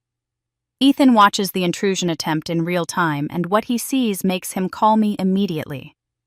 "It's a honeypot scenario," he explains. "I set up a fake network months ago that looks exactly like your real system, complete with dummy files and realistic folder structures. Whoever hired this hacker doesn't know they're infiltrating a decoy." He pauses, and I can hear him typing. "Based on the payment trail, this was arranged by your father but commissioned through Clara's executive discretionary fund. She paid $50,000 for this. For 3 days, I watched through Ethan's monitoring system as the hacker systematically searches through the fake network. He's looking for evidence of sabotage for communications with James and Company suppliers for any proof that I'm actively working to undermine Clara. Every file he accesses gets logged. Every search term he uses gets recorded. Every document he thinks he's deleting is actually being copied and sent to our secure servers. The hacker is essentially giving us a complete map of what Clara fears most, what she thinks I might have, what her strategy is for defending herself. The irony is almost painful. Clara just paid $50,000 to expose her own desperation and paranoia to the person she's trying to investigate. But I'm not content to just watch Clara self-destruct. I need to accelerate the timeline, need to make sure the board and the business community understand what's happening before my father can execute his sale to Tianlong Industries. I compile the most damning information: the financial decline, the leadership chaos, the questions about Clara's qualifications, and I package it carefully into an anonymous tip to a business journalist I know has been covering our industry for years. Marcus Chen is the kind of reporter who doesn't just rewrite press releases. He investigates, asks hard questions, and isn't afraid to publish uncomfortable truths about prominent families. I send him enough information to pique his interest without revealing my involvement. Copies of the board meeting minutes showing Clara's inability to answer basic operational questions, financial data showing the dramatic decline in performance, anonymous quotes from employees expressing concern about leadership stability. Marcus takes the bait. Within a week, an article appears in the Business Chronicle with the headline, "Family Business in Turmoil, Insiders Question New CEO's Qualifications." The piece is devastating in its professional restraint. Marcus doesn't make wild accusations or speculate about scandals. He simply lays out the facts. Clara James, with no prior operational experience, took over as CEO 3 months ago. Since then, earnings have dropped. 22% major clients have departed, and multiple sources describe a leadership vacuum where strategic decisions should be happening. The article includes a paragraph about me noting that the previous CFO had a strong track record of operational excellence and strategic planning before her unexpected departure, right before Clara's appointment. The article carefully avoids saying anything legally actionable, but the implication is clear: James and Company replaced competence with nepotism, and the company is paying the price. I'm watching the surveillance feed from my grandfather's ring when Clara reads the article. She's alone in the office, and I watch her face change as she scrolls through the piece on her laptop. First confusion, then recognition, then fury. She reads it twice, her hands shaking, and then she does something I've never seen her do before. She actually screams with rage and frustration, and throws her laptop across the office. It hits the wall and falls to the floor. The screen cracking with an audible sound, the ring's microphone picks up clearly. "This is Melissa," Clara says to the empty room, her voice ragged. "This is her doing. She's destroying me, and I can't even prove it. I can't prove any of it." She collapses into the chair that used to be mine, puts her head in her hands, and cries with the kind of desperate, hopeless sobs that suggest she's finally understanding how far out of her depth she really is. I close the surveillance feed and sit back, and despite everything Clara has done to me, despite the humiliation of that Thanksgiving dinner and the coldness of her announcement that I was being fired, I feel something uncomfortable twist in my chest. I pull up the financial records from the hacker's activities, the $50,000 payment that Clara authorized from her executive discretionary account, and I think about how that money just bought me a complete map of her strategy and her fears. She paid me to expose her. And I'm not even close to done yet. The article's impact ripples through the business community faster than I anticipated, and Clara's response is exactly what I expect from someone drowning and grasping at anything that looks like a lifeline. 2 weeks after the Business Chronicle piece runs, Clara's publicity team sends out a press release announcing that James & Company has attracted interest from a major Singaporean investment firm called Apex Capital Partners. According to the release, Apex is prepared to invest $25 million for a 15% equity stake, demonstrating strong confidence in the company's leadership and future growth potential. I read the press release 3 times, recognizing my father's fingerprints all over it. This is damage control, an attempt to counter the negative press with a story of validation and momentum. Clara is betting everything on this announcement, restoring confidence in her leadership, proving that despite the operational problems and the critical articles, sophisticated investors still believe in the company's future. What Clara doesn't know is that Apex Capital Partners doesn't exist. Or rather, it exists only as a shell entity that Ethan created specifically for this purpose, complete with a professional website, a Singapore business registration, and a distinguished-looking representative named James Chen, who is actually a corporate actor, Ethan found through a contact in Los Angeles. James specializes in playing executives and business people for training videos and corporate events, and for $15,000 plus expenses, he's agreed to play the role of his career. Clara announces a press conference at the downtown Marquis Hotel, one of those generic but expensive venues that companies use when they want to project success and stability. She invites business media, all board members, key clients who haven't left yet, and even some analysts who cover the manufacturing sector. I received the invitation too, forwarded by Raymond with a brief note. She's trying to prove something. This could backfire spectacularly. For 48 hours, Clara lives in the fantasy of her redemption story. According to surveillance footage from the office, she has new marketing materials printed with both company logos, commissions, a video presentation about synergies and growth opportunities, and even hires a publicist to help manage the media narrative. I watch her rehearse her speech over and over in the empty office, adjusting her tone, practicing her smile, trying to project the confidence of someone who has everything under control. The night before the press conference, I sit in my apartment and feel something uncomfortable churning in my stomach. What I'm about to do is cruel in a way that goes beyond business strategy. This is personal humiliation on a public stage, the kind of moment that doesn't just damage a career, but leaves psychological scars. For a moment, I consider calling it off, telling Ethan to have James Chen simply not show up to let Clara's press conference proceed and succeed or fail on its own merits. But then I remember 400 people losing their jobs, so Clara could show cost savings she didn't understand. I remember my grandfather being slowly poisoned, while my father positioned himself to steal everything. I remember that Thanksgiving dinner when Clara looked at me with cold triumph and announced my termination like it was something to celebrate. I don't call it off. The press conference begins exactly as planned. Clara takes the podium in a navy suit that probably cost more than most of the laid-off workers made in a month, and she delivers her prepared remarks about the company's bright future and strategic vision. She's nervous, I can see that even through the live stream I'm watching, but she's holding it together. Then she introduces James Chen, representative of Apex Capital Partners, and invites him to say a few words about why his firm is excited to partner with James & Combine. James approaches the podium with the kind of easy confidence that comes from years of playing authority figures. He's distinguished-looking, probably mid-50s, with silver hair and an expensive suit. He smiles at the cameras, acknowledges Clara with a polite nod, and then his expression shifts into something more serious. "I appreciate the invitation to speak today," he says, his accent carrying just a hint of British education that adds to his credibility. "However, I need to clarify something. After extensive due diligence over the past 2 weeks, Apex Capital Partners has decided not to proceed with this investment." The room goes completely silent. I watch Clara's face on the screen, see the exact moment she processes what he just said. Her smile freezes, then falters, then disappears entirely.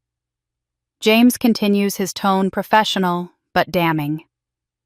"We've identified significant operational concerns and questions about financial transparency that make this opportunity too risky for our fund.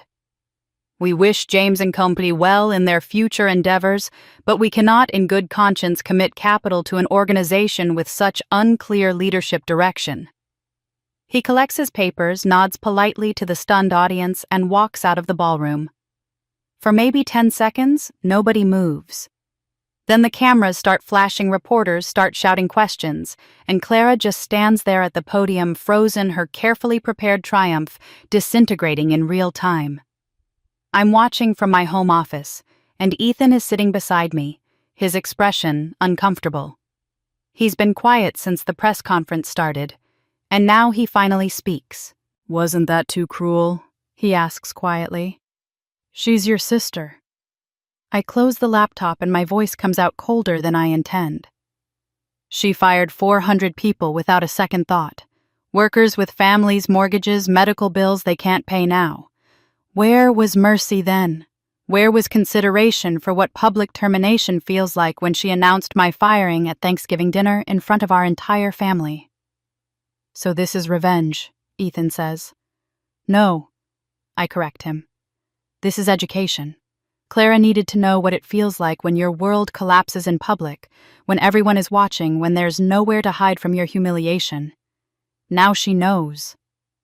But even as I say the words, even as I defend the calculated cruelty of what I just orchestrated, I feel something hollow opening up inside me.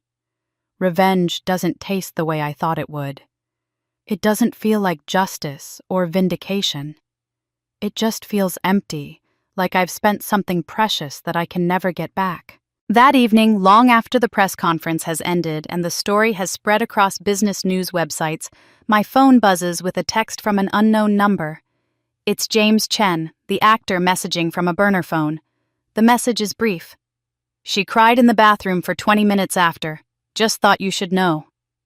I stare at that text for a long time, imagining my sister locked in a hotel bathroom, mascara running, trying to pull herself together enough to face the reporters and board members and clients who just watched her most public moment of validation turn into her most public humiliation. And I wonder, not for the first time, if the person I'm becoming in this fight is someone my grandfather would actually be proud of. The fake investor humiliation serves its purpose, accelerating Clara's decline and making the board even more nervous about her leadership. But public embarrassment isn't enough. I need actual control, and over the 4 months since my termination, I've been systematically building exactly that through Clarity Industries. The supply chain strategy I implemented back in Part 6 has now reached its full devastating potential, and James & Company is discovering what it means to operate a manufacturing company without the relationships and infrastructure that actually make manufacturing possible. Robertson. Materials. Our former primary supplier of raw materials now works almost exclusively with Clarity. I offered them something they'd been wanting for years. Reliable payment terms at 45 days, instead of the 60-day terms Clara imposed, guaranteed minimum order volumes that let them plan their own production schedules, and a 3-year contract that gives them the security to invest in expanding their capacity. They didn't just switch to Clarity, they prioritized us completely, which means when James & Co. places orders. Now, Robertson tells them there's a 6-week backlog. Landmark Logistics, which handles warehousing and distribution, signed a 3-year exclusive partnership with Clarity, after I personally guaranteed funding for 20% of their fleet modernization costs. It was a $2 million investment, but it bought me complete control over the logistics network that James & Company depends on. Without Landmark, the company has to use smaller, less reliable logistics providers who charge premium rates and can't handle the volume. The third supplier, Precision Components, was more complicated. They manufacture specialized parts that are difficult to source elsewhere, which gave them leverage. So instead of just offering them better terms, I offered them equity. 5% of Clarity Industries in exchange for exclusive supply rights. The owner, a pragmatic woman named Patricia Chen, who's been in manufacturing for 30 years, did the math and realized that 5% of a growing company was worth more than ongoing contracts with a failing one. She signed the exclusivity agreement, and just like that, James & Company lost access to components they literally cannot source from anyone else without months of qualification and testing. By mid-March, 4 months after my termination, James & Company has lost 70% of its supply chain capacity. Orders that should take 2 weeks to fulfill are taking 6 weeks. Projects are delayed so long that clients are threatening to cancel and demand refunds.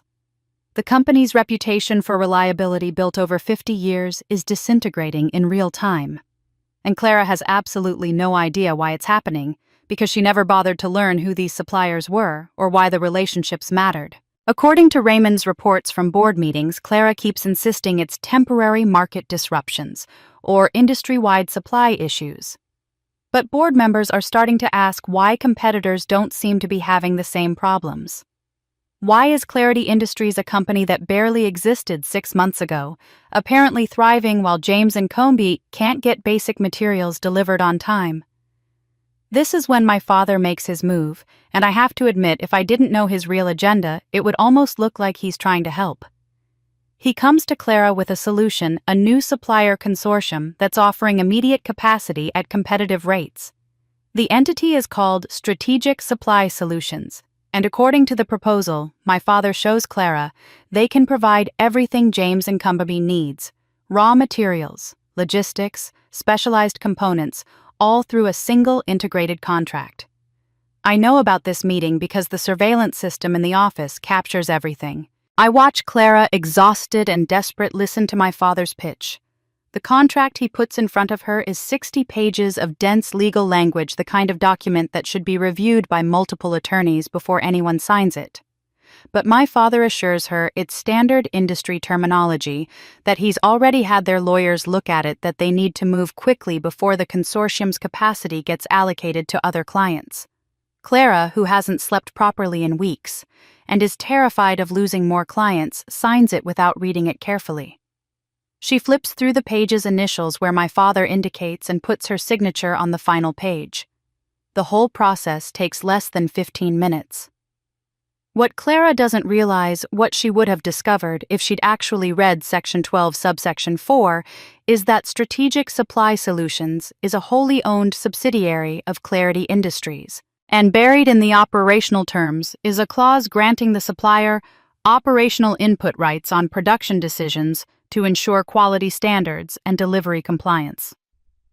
In plain English, that means Clarity Industries, which means I now have veto power over James & Combe's manufacturing decisions. We can delay production for quality concerns. We can require consultation with management before any major orders proceed. We can essentially control when and how James & Combe fulfills its obligations to clients. Clara has just signed operational control of the company to me without knowing it. The trap springs 2 weeks later when James & Combe's biggest client, Hartwell Manufacturing, places a rush order for a project they need completed in 3 weeks instead of the usual 6. It's the kind of request that companies accommodate for their best clients, the kind of favor that maintains relationships. Clara, desperate to show she can still deliver results, promises it will be done. But when the production team submits the order to Strategic Supply Solutions, they receive a response citing quality assurance concerns that require additional consultation with supply chain management. The production gets delayed pending review. Clara, furious and confused, demands to speak with whoever runs Strategic Supply Solutions. The next day, a formal letter arrives on Clarity Industries' letterhead. It explains in polite corporate language that Strategic Supply Solutions is a division of Clarity Industries, and per the contract Clara signed, all production decisions affecting client commitments require advance consultation to ensure the supplier can meet quality and timeline standards. The letter offers to schedule a meeting to discuss the Hartwell order, but notes that given current capacity constraints, a 3-week timeline may not be feasible. The signature at the bottom of the letter reads, Ethan Cole, Chief Executive Officer, Clarity Industries. I'm not there to see Clara's face when she reads it, but the surveillance footage captures her reaction. She reads the letter twice, her hands starting to shake. Then she pulls out the contract she signed and starts flipping through pages with increasing desperation, finally landing on Section 12. She reads it once, then again, and I see the exact moment understanding hits her. She sets the contract down carefully, like it might explode if she moves too quickly, and she whispers to the empty office, "She owns us now."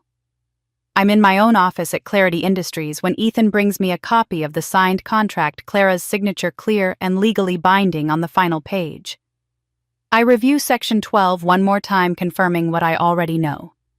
James & Combe cannot operate without going through us, cannot fulfill client orders without our approval, cannot make strategic production decisions without our consultation.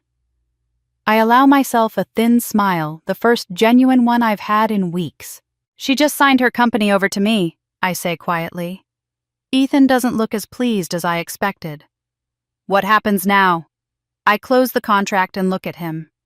Now we wait for her to make one more mistake. Then we end this. With operational control secured through the supply chain contracts, I have Clara trapped in a situation she can't escape through business maneuvering alone. Now it's time to use the legal mechanism my grandfather built specifically for this moment. Raymond and I coordinate the timing carefully, ensuring that everything happens exactly according to corporate bylaws, so there's no procedural ground for challenge. The James Family Trust, acting through Barrett and Associates as legal representatives, files a formal request for an emergency shareholder meeting to address concerns about CEO performance and governance violations.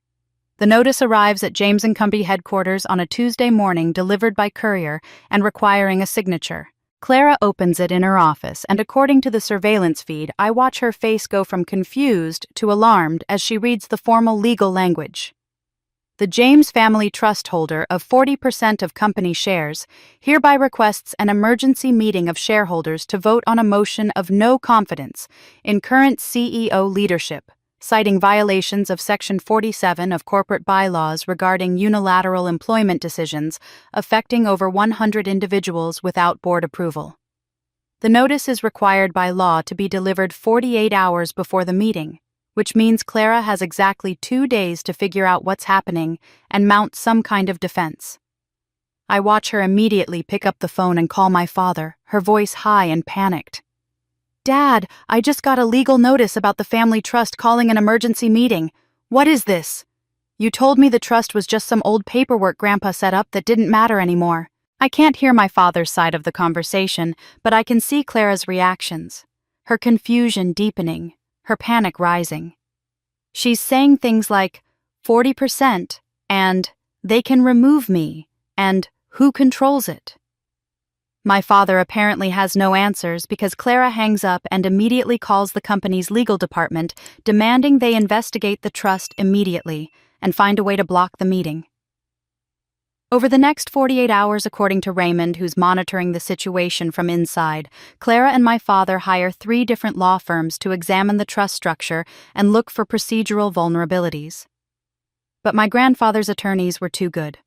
The trust is ironclad, properly structured, legally unassailable. The bylaws clearly grant shareholders with 5% or more the right to call emergency meetings under specific circumstances.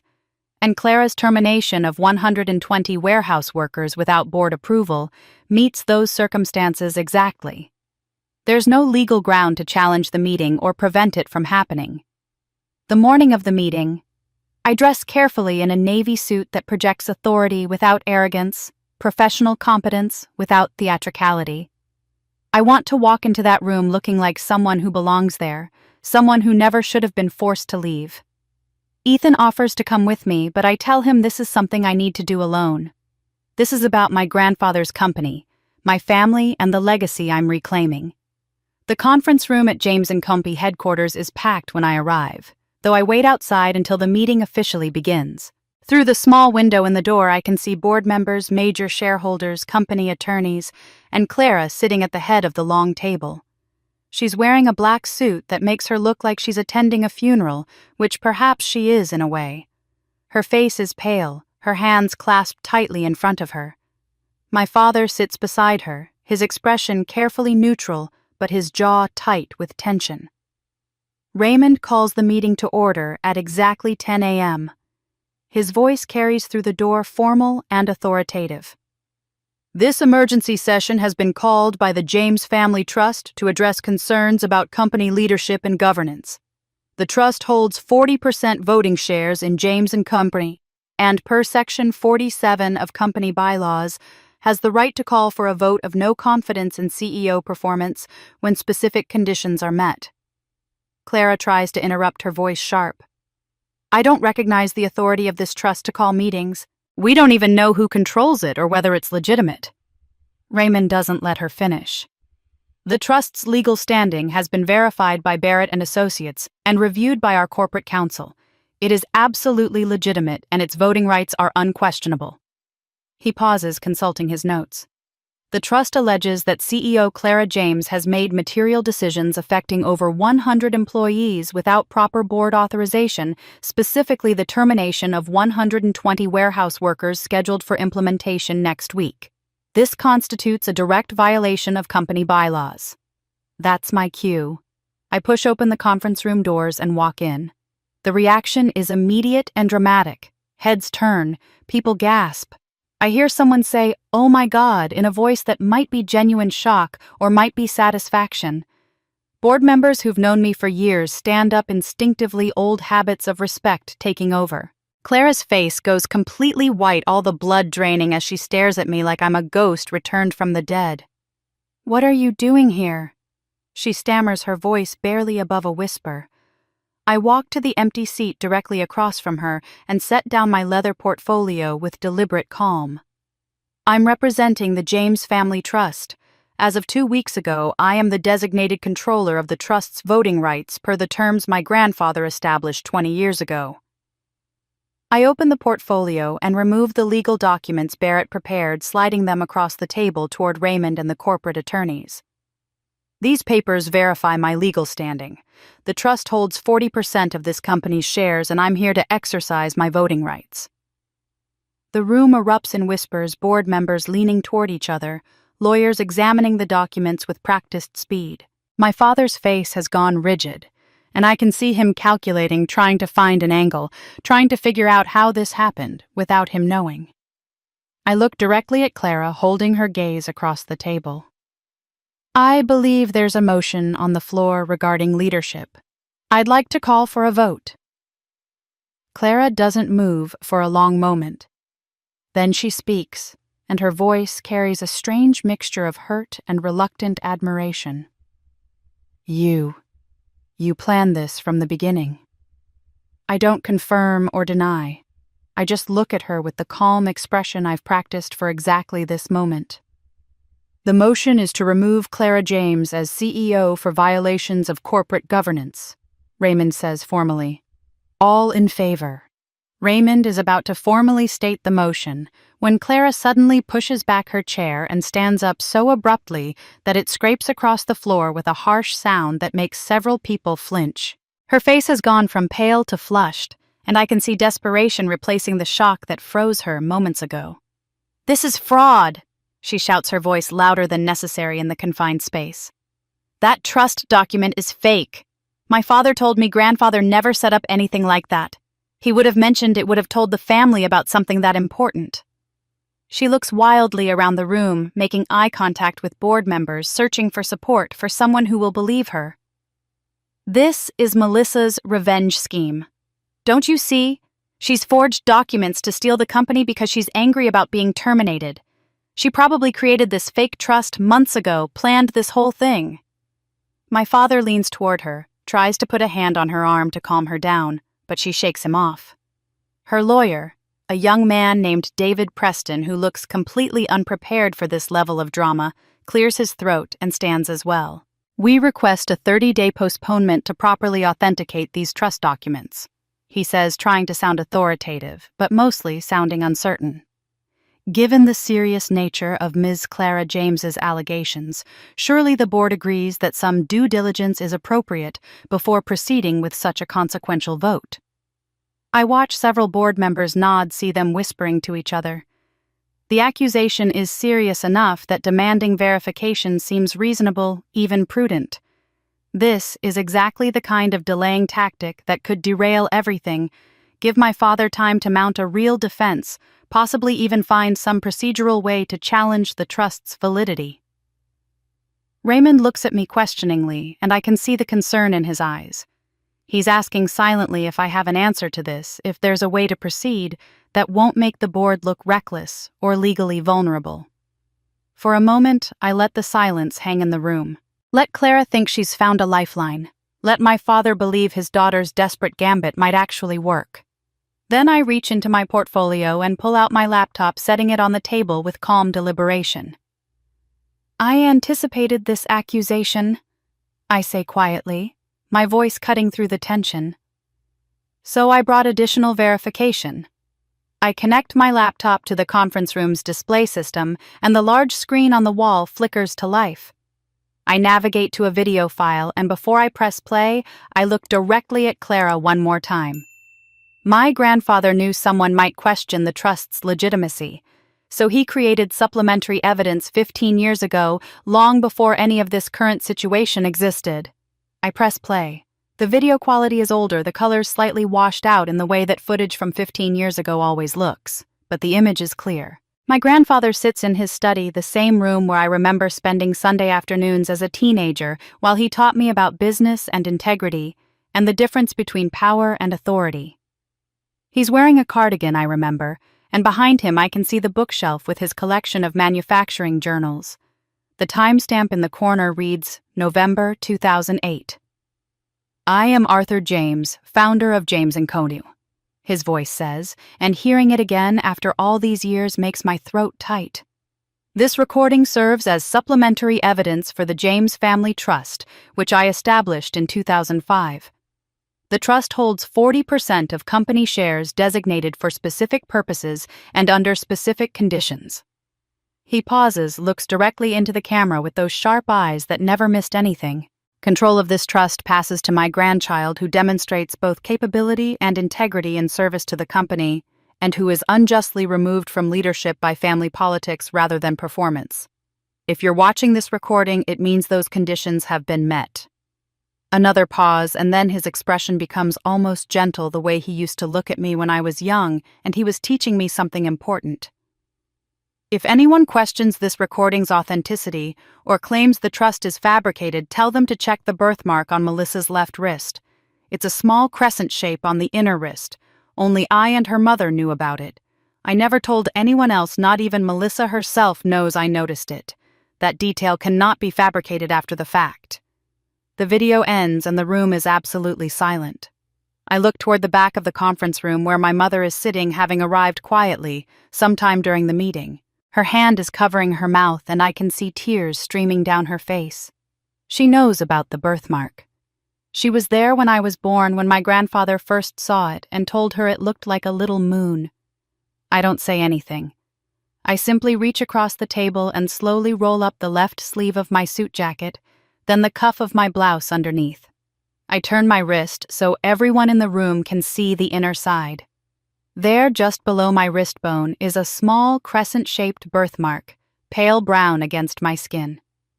Exactly as my grandfather described. Exactly in the place he specified. A detail that I've never thought about, never mentioned to anyone, never considered significant until this exact moment, when it becomes the irrefutable proof of everything. Raymond leans forward, studying the birthmark, then looks at the frozen image of my grandfather on the screen. He nods slowly, understanding settling over his features. The company's head lawyer, Richard Morrison, motions for my laptop. "May I examine the video file's metadata?" I hand him the computer without hesitation. He spends 3 minutes checking timestamps, file properties, digital signatures. Finally, he looks up and speaks in the careful, precise way that lawyers use when stating facts that cannot be disputed. This file was created in November 2008. The metadata is consistent with that date. There are no signs of alteration, no evidence of recent editing, no indication that the video has been manipulated in any way. Based on my examination, this recording is authentic. Clara sinks back into her chair like someone has cut the strings holding her upright. All the fight, all the desperate energy that animated her accusation drains away completely. She looks at me across the table, and for the first time since this whole nightmare began, I see her truly understand that she's lost. Not just this vote, not just the CEO position, but the entire war she didn't even know she was fighting. My father's face has gone rigid, his eyes moving between the birthmark on my wrist and the frozen image of his father-in-law on the screen. He's calculating, I can see it, trying to find some other angle, some other way to challenge this. But there isn't one. The evidence is irrefutable, the video is authentic, and the birthmark is impossible to fake retroactively. Raymond clears his throat and looks at the board secretary, a quiet woman named Margaret who's been taking minutes. Margaret, please formally state the motion and call for a vote. Margaret's voice is steady and clear. The motion is to remove Clara James as Chief Executive Officer of James & Company for violations of corporate governance bylaws. All in favor of removing Clara James as CEO. Hands rise around the conference table. Raymond's hand goes up first, steady and certain. Then 3 other board members follow, longtime members who remember my grandfather and understand what this company was supposed to be. Margaret counts proxy votes from smaller shareholders who couldn't attend but submitted their positions in advance. The final tally takes less than 2 minutes to calculate. 68% in favor of removal, Margaret announces in her clear professional voice. The motion passes. Clara James is removed as Chief Executive Officer effective immediately. Clara doesn't move. She sits perfectly still in her chair, staring at the table in front of her, like if she doesn't look up, doesn't acknowledge what just happened, maybe it won't be real. My father's hand is on her shoulder, but she doesn't seem to notice. The fight has gone out of her completely. Raymond turns to me, his expression carefully neutral despite what I suspect is relief underneath. Does the trust have a nomination for replacement leadership? I stand, and the formality of the moment feels surreal after months of operating in shadows and through proxies. I nominate myself as interim chief executive officer subject to board approval until permanent leadership can be properly evaluated through normal governance processes. Second, Raymond says immediately. All in favor of appointing Melissa James as interim CEO? Margaret asks. More hands rise this time. Even board members who seemed uncertain about removing Clara apparently have no problem with me taking over. The final vote is 71% in favor. Just like that, with 2 votes taking less than 5 minutes combined, I've reclaimed the position that was stolen from me 4 months ago. But as I sit back down and accept quiet congratulations from Raymond and other board members as I watch Clara gather her things and leave the conference room without looking at anyone, I don't feel the triumph I expected. I feel exhausted, hollow, like I've been running for months and finally stopped only to discover I'm not sure where I was running to or why it mattered so much. The meeting adjourns and people file out slowly, some approaching to shake my hand or welcome me back, others leaving quickly as if they're uncomfortable with the family drama they just witnessed. My father leaves without speaking to me, his arm around Clara as he guides her out. My mother approaches hesitantly, and for a moment I think she might say something, but she just looks at me with an expression I can't read, and then follows my father and Clara out of the building. That evening, I sit alone in my apartment, surrounded by the paperwork from the meeting, official vote tallies, board resolutions, the legal documents confirming my appointment as CEO. I should feel victorious. I should feel vindicated. Instead, I feel like I need to understand something that's been bothering me since I watched Clara's face go blank in that conference room. I pull out the manila envelope Barrett gave me weeks ago, the one containing my grandfather's full letter. I've read most of it already, the parts about the trust and his reasoning for creating it, and his hope that I would be the one to inherit his legacy. But there's a section I haven't opened yet, a separate sealed envelope marked in his handwriting, "Open only after reclaiming leadership." I break the seal with shaking hands and unfold the single page inside. "Melissa," it begins, "if you're reading this, you've won.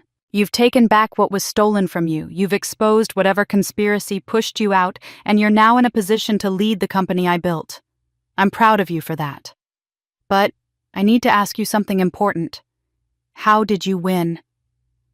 I keep reading my grandfather's voice so clear in my mind that I can almost hear him speaking the words. I've seen what revenge does to people. I've watched it hollow them out from the inside until victory tastes like ashes and power feels like burden. The company's future matters, yes, but it matters less than the person you've become in fighting for it. The real test of character isn't whether you can take power back. It's whether you can use that power better than the people who abused it. His handwriting becomes slightly shakier here, as if this part was harder for him to write. I built this company with ruthlessness when I needed to. I made hard decisions.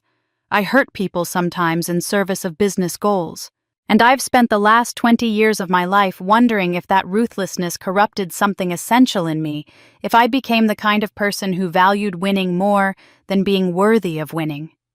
Don't make my mistakes, Melissa. Don't let the fight to reclaim something good turn you into someone who isn't. The final paragraph is underlined, emphasized as if he needed me to really hear this part. Make me proud by being merciful where others were cruel. Make me proud by using your victory to heal rather than harm. Make me proud by proving that justice and compassion aren't opposites, that you can be strong and kind, that you can win without destroying everything around you. The company will survive or fail based on business decisions, but your character will define who you become in the years after this fight is over. Choose wisely. I set down the letter and close my eyes, and all I can see is the sequence of moves I made over the past 4 months. The fake investor who humiliated Clara in front of the press. The supply chain trap that strangled the company she was trying to run. The surveillance, the manipulation, the calculated cruelty of watching her fail and doing nothing to help, even when I could see she was drowning. I won. But did I win the way my grandfather would have wanted?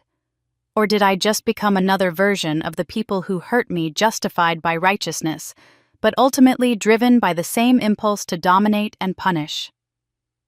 The question sits in my chest like a weight, and I don't have an answer. My phone buzzes on the coffee table, pulling me out of my thoughts. It's a text from a number I don't recognize, but the message makes my blood run cold.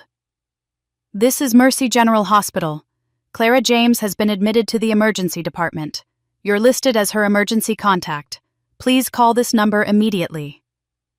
I stare at the message, reading it 3 times to make sure I'm understanding correctly. Clara listed me as her emergency contact. Not our father. Not our mother. Me. The sister she fired, the sister she tried to destroy, the sister who just took everything from her in that conference room. I grab my keys and I'm out the door before I consciously decide to go, before I can think about what this means, or why I'm running to help someone who showed me no mercy when she had power over me. All I know is that my grandfather's letter is still sitting on my coffee table, and his words about mercy and compassion are echoing in my head as I drive toward the hospital through dark streets, not knowing what I'll find when I get there. I'm halfway to the hospital when my phone rings with a call from the forensic lab. The toxicologist who analyzed my grandfather's medication bottles has completed the official report and wants to discuss the findings with me directly. I pull over into a parking lot, hands already shaking before I even answer the call. Some instinct telling me that whatever she's about to say will change everything. The report she emails while we're on the phone is dense with technical terminology and chemical analysis, but the conclusion is unambiguous. Chronic arsenic poisoning administered over approximately 6 months before death. The pattern of dosing indicates deliberate, calculated poisoning specifically designed to mimic the symptoms of progressive heart failure. The toxicologist's voice is professional, but carries an edge of something darker, as she explains that the doses were carefully calibrated to be fatal over time, but not immediately suspicious, avoiding the acute symptoms that might have triggered investigation. This wasn't accidental exposure or environmental contamination, she says. Whoever did this had knowledge of medicine or chemistry. They knew exactly what they were doing and exactly how long it would take. I sit in my car reading the report 3 times, the words blurring as tears I didn't know I was crying make it hard to see. My grandfather was murdered. Not just killed, but slowly, methodically poisoned over half a year, while everyone who loved him watched him deteriorate and believed it was just his heart giving out. I think about those last months visiting him in the hospital, holding his hand while he struggled to breathe, listening to doctors talk about cardiac decline as if it were inevitable. And all the while, someone was feeding him poison. The hospital can wait. Clara can wait. Right now, I need answers from the one person who might have them. I drive to my parents' house, the estate where I grew up, where that terrible Thanksgiving dinner happened 4 months ago. My mother answers the door in a bathrobe, even though it's early evening, and I'm struck by how much older she looks, how fragile, as if the stress of the past months has aged her a decade. "You knew." I say without preamble, holding up the lab report. You knew he was being poisoned. Her face crumbles and she starts crying before I even finish the sentence. I suspected, she whispers. The symptoms didn't make sense for heart disease. The confusion, the tremors, the way his personality changed those last months. But I had no proof, and your father kept telling me I was paranoid that grief was making me see things that weren't there. You were afraid of him, I say, understanding settling over me like cold water. She nods, pulling her bathrobe tighter around herself. If I accused him without evidence, if I was wrong, he'd never forgive me. But if I was right... She trails off, unable to finish the thought. If you were right, it meant you were married to a murderer. I finish for her. It meant the man you'd shared your life with was capable of killing his own father-in-law for money and control. I didn't know what to do, she says, and her voice breaks completely. I was afraid if I pushed too hard, if I threatened to expose him, he might hurt me or hurt you girls. I just knew that if he could poison someone he'd known for 40 years, someone who trusted him, then what else was he capable of? I look at this woman who gave birth to me, who favored my sister my entire life, who stood by silently while I was betrayed and humiliated. And I see not a villain, but another victim trapped by fear and complicity in something she didn't know how to stop. I'm going to the police, I tell her. I have to. Grandpa deserves justice and Dad needs to be stopped before he hurts anyone else. I expect her to argue, to beg me to reconsider, to protect the family name one more time, but she just nods slowly, almost with relief. I know, she says. I've been waiting 15 years for someone to be brave enough to do what I couldn't. I turn to leave the lab report heavy in my hand when my mother grabs my arm with surprising strength. Wait, she says urgently. There's something else you need to know. Clara didn't just stumble into the CEO position. Your father has been grooming her for this since she was 20 years old. Her voice drops to barely a whisper. He told me years ago, back when you were both still in college, Clara will do whatever I say. Melissa never would. He chose her specifically because she was easier to control. Everything that's happened, it was all planned. My mother's revelation about my father's long manipulation of Clara reframes everything I thought I understood about my sister's betrayal. But before I can fully process what it means, I get a call from the hospital saying Clara has been discharged and left without speaking to anyone. The emergency that brought her there turned out to be a severe panic attack, not a medical crisis. But the fact that she's now somewhere alone and spiraling worries me more than I want to admit. I don't hear anything for 2 days. Then at 2:30 in the morning, my phone explodes with notifications. The company warehouse alarm system, the new security infrastructure I had installed through Clarity Industries during the transition, is sending emergency alerts. Fire detection activated, suppression system engaged, police and fire department automatically notified, and most damning of all, live security footage uploading to the cloud in real time. I pull up the feed on my phone with shaking hands, and what I see makes my blood run cold. Clara's car in the parking lot. Clara entering through the side door using an access code that should have been deactivated when she was removed as CEO, but apparently wasn't due to some administrative oversight. Clara carrying 2 red containers that are obviously gasoline moving through the warehouse toward the record storage area where we keep physical copies of contracts, financial documents, everything that might be used as evidence in the fraud investigation I know is coming. The footage is crystal clear, high-definition cameras capturing every detail. I watch my sister pour gasoline across the floor in the storage area. Her movements jerky and desperate. Nothing like the composed woman who announced my firing 4 months ago. She's crying. I can see that even through the grainy night vision quality of the feed, and she keeps stopping as if she's reconsidering, then forcing herself to continue. When she pulls out a lighter, I actually say, "Don't," out loud to my empty apartment, as if she can hear me, as if I can stop what I'm watching happen in real time. The flame catches, and for maybe 2 seconds, there's actual fire spreading across the gasoline trail she's laid. Then the building's state-of-the-art fire suppression system activates with a force that's clearly visible even on camera. Chemical retardant floods the area, thick white foam that smothers the flames instantly before they can spread to anything that matters.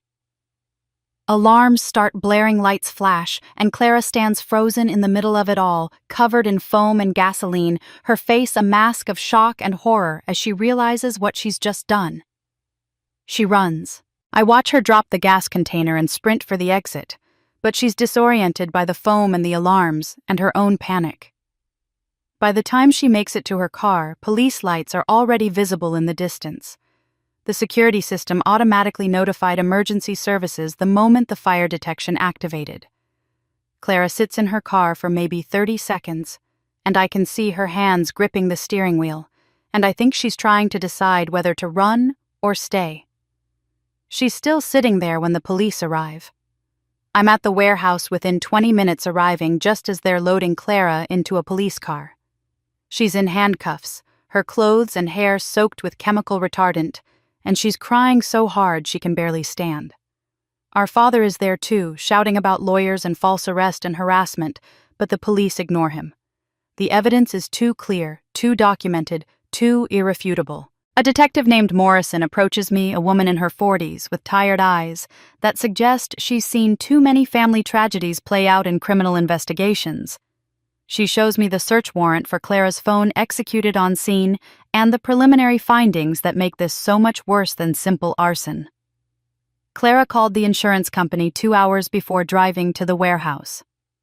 The call logs show she asked specific questions about fire damage claims, payout timelines, what documentation would be needed. Her browser history shows searches for how long for insurance to pay fire claim and can CEO claim company fire damage, and arson investigation, how do they prove it?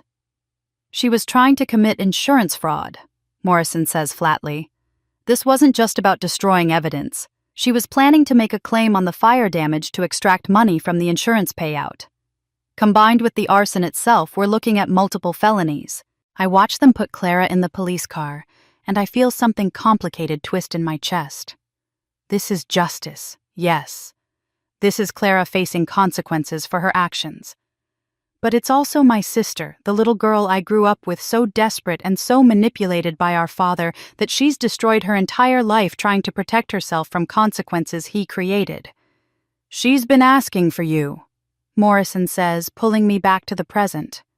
Since we arrested her, she keeps saying she needs to talk to her sister. She says you're the only one who can help her now. I look at the detective, then at the police car where Clara sits hunched over in the back seat, and I think about my grandfather's letter telling me to be merciful where others were cruel. Can I see her? I ask. Morrison studies my face for a long moment, then nods. 5 minutes. We haven't officially processed her yet. She opens the car door and Clara looks up at me with red, swollen eyes, and the first words out of her mouth are, "I'm sorry. God, Melissa, I'm so sorry for everything." Those 5 minutes in the police car with Clara changed something fundamental in how I see this entire situation. She's not my enemy anymore if she ever really was. She's another casualty of our father's ambition and manipulation, and watching her face criminal charges for crimes she committed while trying to escape the trap he built around her feels less like justice and more like allowing him to claim one more victim. The arraignment happens 3 days later. Clara is formally charged with attempted arson, attempted insurance fraud, and destruction of corporate property. Her court-appointed lawyer, a tired-looking public defender named Sarah Chen, argues that Clara was experiencing a mental health crisis and poses no flight risk. The prosecutor, a sharp woman named Amanda Rodriguez, counters by pointing out that Clara has access to family wealth and international business connections through her father that make her exactly the kind of defendant who might flee the jurisdiction. The judge sets bail at $500,000, an amount that should be trivial for a family like ours. But when Clara's lawyer contacts my parents, they refuse to post it. My father claims they're cash poor due to the company's financial troubles, a statement so transparently false that even the judge raises an eyebrow.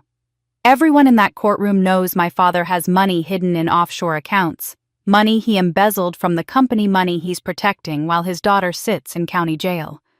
Clara spends 3 days there before I make a decision that Ethan argues against for an hour. I post her bail myself using funds from the trust. When Clara walks out of detention and sees me waiting, she doesn't say anything.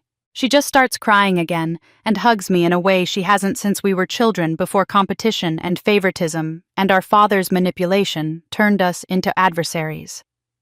The preliminary hearing 2 weeks later is my opportunity to either destroy Clara completely or give her a chance at something resembling redemption.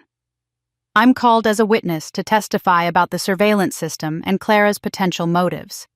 The prosecutor wants me to establish premeditation to paint Clara as a calculating criminal who planned the arson carefully and deliberately. I could do that. I could describe how she researched insurance claims, how she drove 30 miles to buy gasoline with cash, how she chose 2 a.m. specifically to avoid detection. I could emphasize every detail that makes her look like a criminal mastermind rather than a desperate woman who'd been systematically manipulated for years. Instead, I tell the truth in a way that Prosecutor Rodriguez clearly doesn't expect. Yes, Clara was under enormous pressure. Yes, she was manipulated by our father who groomed her specifically because she'd be easy to control. Yes, she made terrible choices, but she made them while being exploited by someone she trusted, someone who should have protected her, but instead used her as a tool for his own crimes. Rodriguez looks increasingly frustrated as I testify, and I can see her trying to redirect my answers toward criminal intent rather than victimization. But I've made my decision. My father turned Clara into his puppet and his scapegoat. I won't let him turn her into his final victim by allowing the legal system to punish her with the full force she probably deserves while he escapes scrutiny.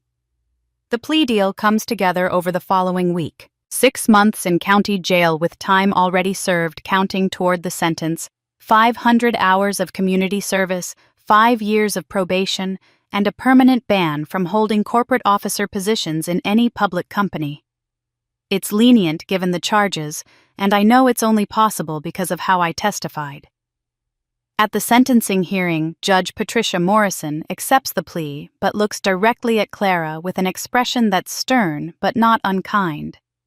Ms. James, you're receiving leniency primarily because of your sister's testimony and my assessment that you were manipulated by someone who should have protected you. I suggest you reflect deeply on who your real family is and who your enemies are. Don't confuse the two again. Clara standing in an Orange County jail jumpsuit that makes her look younger and more vulnerable than I've ever seen her nods without speaking. Her eyes find mine across the courtroom and I see gratitude there. And shame, and something that might be the beginning of understanding.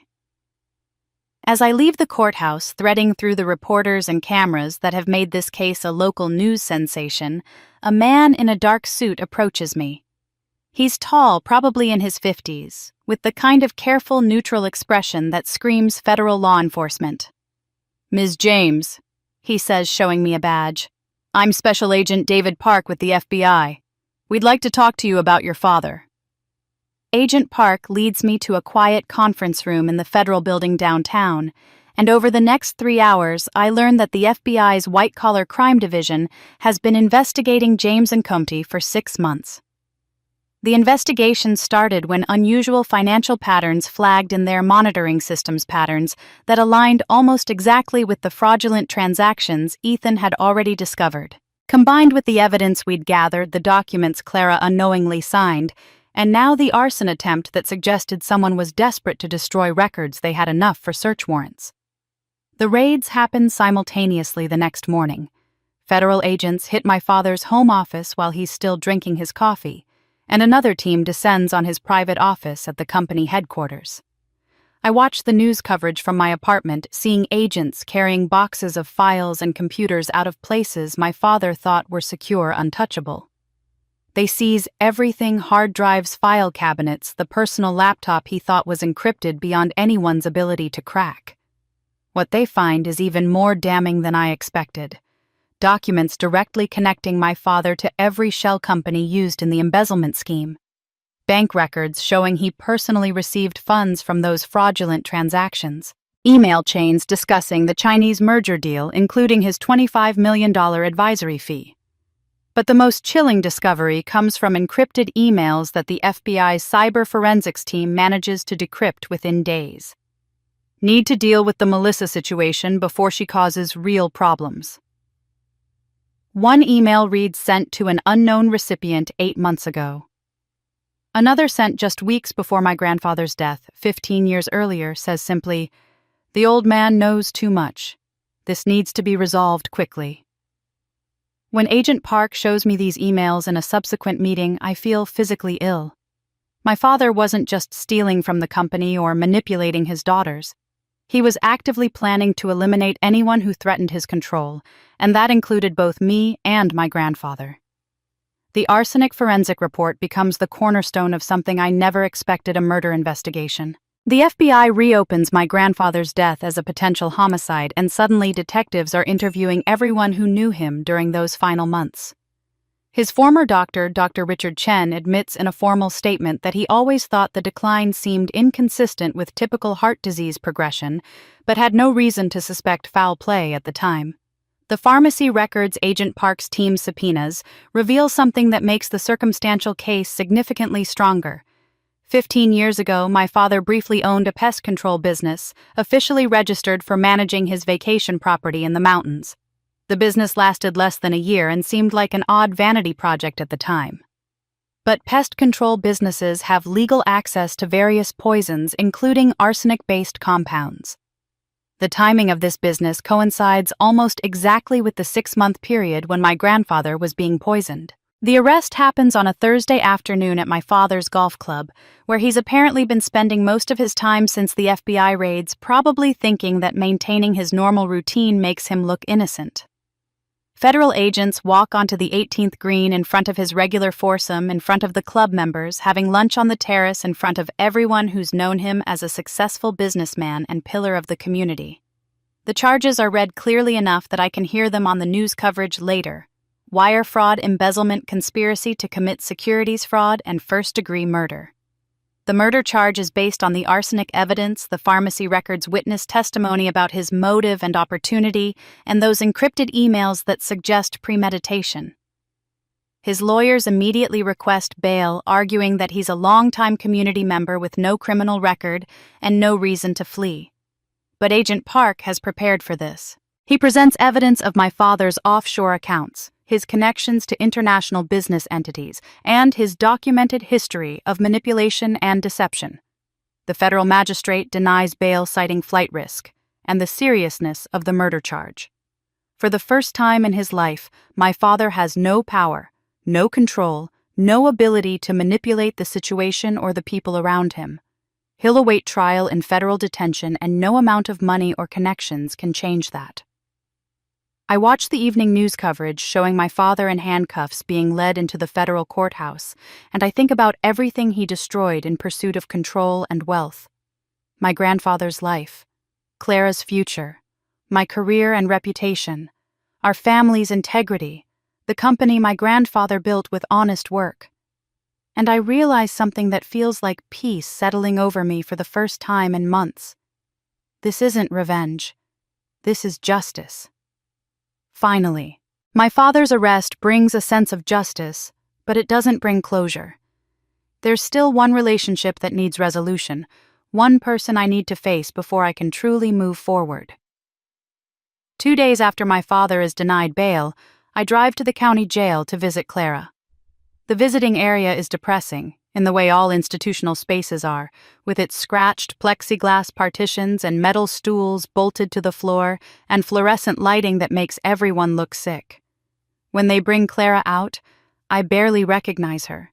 She's wearing an Orange County jail uniform that hangs loose on her frame, her hair pulled back in a simple ponytail with no styling, her face completely bare of the makeup she used to apply so carefully every morning. She looks younger somehow, more like the little sister I remember from childhood than the polished, ambitious woman who announced my firing at Thanksgiving dinner. She sits down on the other side of the glass partition and picks up the phone. For a long moment, neither of us speaks. Then Clara's composure cracks and she starts crying, not the delicate tears she used to produce when she wanted sympathy, but deep, wrenching sobs that shake her whole body. "I hate him," she says when she can finally speak. I hate Dad so much. I thought he loved me, Melissa. I really believed that. I thought he saw something special in me, that he believed I could actually lead the company. She wipes her face with the back of her hand. But I was just useful to him. That's all either of us ever were. When you were useful, he used you to build the company and manage the finances. When you became inconvenient because you actually understood what was happening, he tried to destroy you. And when he needed a puppet CEO who wouldn't ask questions, he used me. I feel my own throat tighten with emotion I wasn't prepared for. Clara. I knew what I was doing at Thanksgiving was cruel. She interrupts, needing to get this out. When I announced you were being fired in front of everyone I knew, it was a terrible thing to do. I told myself I deserved the CEO position, that I'd earned it somehow, that you'd had your chance, and now it was my turn. But that was all lies, I told myself, because the truth was too hard to face. The truth was that I didn't deserve it, and Dad chose me specifically because I was weak enough to control. She looks at me through the scratched plexiglass, and I see something in her eyes I've never seen before. Genuine humility, real remorse, the kind that comes from truly understanding what you've done wrong. Neither of us deserved what he did to us, she says quietly. I'm so sorry for my part in it. I'm so sorry for everything. I want to say something, but Clara shakes her head and reaches into her pocket. She pulls out a small USB drive and signals to the guard that she wants to use the property exchange slot, the small metal drawer that allows items to pass through the partition. The guard checks it, nods, and Clara places it in the drawer. I retrieve it from my side. I started recording Dad about 6 months ago. Clara explains, her voice dropping even though we're speaking through phones and nobody else can hear. After you left and things started falling apart, I realized he was hiding things from me. So I turned on my phone's voice recorder every time we talked. I have everything, Melissa. Hours of recordings. Him coaching me to sign documents I didn't understand. Him threatening me when I asked too many questions. Him discussing the Chinese merger and his plans to sell the company. She pauses, and fresh tears start streaming down her face. There's one recording from about 6 months before Grandfather died. I was going through old files on my computer last week, trying to find something for my lawyer, and I found it. Dad is on the phone with someone, and he says, "The old man's getting suspicious about the finances. We need to handle this before he changes his will and cuts me out completely." I didn't understand what it meant when I recorded it. I thought he was just talking about business strategy, but now knowing what he did, knowing about the arsenic... She can't finish the sentence. I stare at the USB drive in my hand, this small piece of plastic that contains evidence of premeditated murder. Clara, this could change everything. This could be the difference between circumstantial evidence and proof. I know, she says, and I want you to have it. Not for my lawyer, not to reduce my sentence. I want you to give it to the FBI. What Dad did was so much worse than what I did. I signed some papers I shouldn't have and tried to burn down a warehouse in a moment of panic. He murdered Grandfather. He manipulated both of us for years. He tried to destroy you and use me as his puppet. He deserves to pay for all of it. I look at my sister, really look at her, and I see someone who's finally taking responsibility for her choices while also recognizing that she was victimized too. The sister who fired me is gone. This person sitting across from me, broken and humiliated, but finally honest, is someone I can possibly forgive. This evidence could reduce your sentence if we gave it to your lawyer, I say carefully. Are you sure you want me to give it to the FBI instead? Clara nods firmly. I deserve what's happening to me. I made my choices even if I didn't fully understand them. But Dad needs to be stopped, and if this helps do that, then it's worth it. I just needed you to know that I'm not him. I'm not going to protect him anymore. And I'm sorry. For everything. For all of it. For the first time in our adult lives, I reach up and press my hand flat against the glass partition. Clara mirrors the gesture immediately, placing her hand on the other side, so our palms align through the barrier. It's not a real touch, not a real embrace, but it's something. It's a start. I forgive you, I say, and I mean it. Not because what you did was okay, but because I understand now that you were being used just like I was. We were both his victims. The visiting time ends too soon. As I leave the jail, I clutch the USB drive in my hand like it's something precious, because in a way it is. It's my sister choosing truth over loyalty, justice over self-preservation, me over our father. I sit in my car in the parking lot and plug the USB drive into my laptop. There are dozens of audio files, each one labeled with dates. I click on the oldest one, the recording Clara mentioned, dated 15 years ago. My father's voice fills the car, younger, but unmistakably his. "The old man's getting suspicious about the finances. We need to handle this before he changes his will. I've already made arrangements. It'll look like natural causes. No one will question it." A second voice, one I don't recognize, responds, "And if it doesn't work? It'll work," my father says with absolute confidence. "Trust me, in 6 months, this problem will be solved, and we'll finally have full control." I sit in that parking lot for a long time, listening to my father plan murder in his own words, and I feel the last piece of doubt disappear. Then, I call Agent Park. Clara's recordings provide the FBI with exactly what they need to strengthen the murder case against my father, and Agent Park tells me the evidence has fundamentally changed the prosecution's strategy. But while my father awaits trial and Clara serves her sentence, I have a company to rebuild and a legacy to restore. 3 weeks after my father's arrest, I call a company-wide meeting to formally accept the permanent CEO position and lay out my vision for what James & Company will become. The auditorium is packed with employees, many of whom I haven't seen since the day I packed up my office. I look out at their faces and see hope mixed with skepticism. People who want to believe things will get better, but have been disappointed too many times to trust easily. I understand that feeling completely. I'm not here to claim victory or settle scores. I begin, my voice steady, despite the nerves fluttering in my stomach. I'm here to fix what's broken, and not just in the company's finances or operations. I'm here to fix the culture, the ethics, the fundamental approach to how we do business, and how we treat the people who make this company work.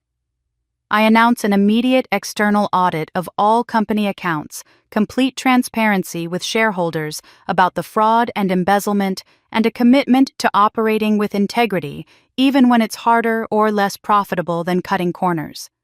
But the announcement that gets the strongest reaction is when I tell them about the 400 workers Clara terminated. Every single person who lost their job during the past 6 months will receive a letter this week offering reinstatement at their previous salary plus back pay for the time they were unemployed. I say, you lost your jobs because of family politics and bad leadership decisions that had nothing to do with your performance or value. That was wrong, and I'm making it right. The applause starts slowly, then builds until nearly everyone in the auditorium is standing, and I have to blink back tears because this is what winning should feel like. Not the boardroom victory or the courtroom vindication, but this moment when people who were hurt are being told they matter. Over the following months, I implement changes that would have been impossible under my father's leadership or Clara's tenure. The merger of James & Company and Clarity Industries happens formally, creating a stronger combined entity without the exploitation that characterized my supply chain strategy during the conflict. I renegotiate every contract to ensure fair terms for both parties, even when it means we make slightly less profit. I establish an employee board seat, giving workers actual voting power on major company decisions. I create financial reporting systems that are transparent and accessible to every stakeholder, from the largest shareholder to the newest warehouse employee. The most radical change, and the one that my lawyers try hardest to talk me out of, is converting 15% of my personal equity into an employee stock ownership plan. Every worker, from executives to entry-level employees, receives shares based on their tenure and contribution. It reduces my ownership stake significantly, but it also means that everyone who works here has a genuine stake in the company's success. You're giving away millions of dollars in equity, my financial advisor says, looking at me like I've lost my mind. No, I correct him. I'm investing it in the people who actually create value. My grandfather built this company with his hands and his mind. These employees build it now with their work and their dedication. They deserve to own part of what they're creating. But the change I'm most proud of, the legacy that feels most aligned with what my grandfather would have wanted, is the Clarity Foundation. I use the remaining funds from the trust money that could have made me personally wealthy beyond anything I'd need to establish a nonprofit dedicated to helping displaced workers over 50 restart their careers or launch small businesses. It's a demographic that gets overlooked constantly, people who are too young to retire but too old to be easily employable in an economy that worships youth. The foundation's first beneficiaries are the 400 workers Clara fired. We host a launch event at a downtown hotel, and I stand in front of people whose lives were upended by my family's dysfunction, and I tell them the truth. You lost your jobs because of family politics, because of power struggles that had nothing to do with your value or your contributions. That was profoundly wrong. This foundation is my attempt to make it right, not just with money, but with opportunity. We're going to help you rebuild, whether that means returning to work here or starting something new. You deserved better than what happened to you, and I'm committed to helping you get it. The foundation quickly becomes more important to me than the company itself. The company is business numbers, operations strategy. The foundation is people, second chances, dignity restored. It's the difference between revenge and redemption, between winning and actually making things better.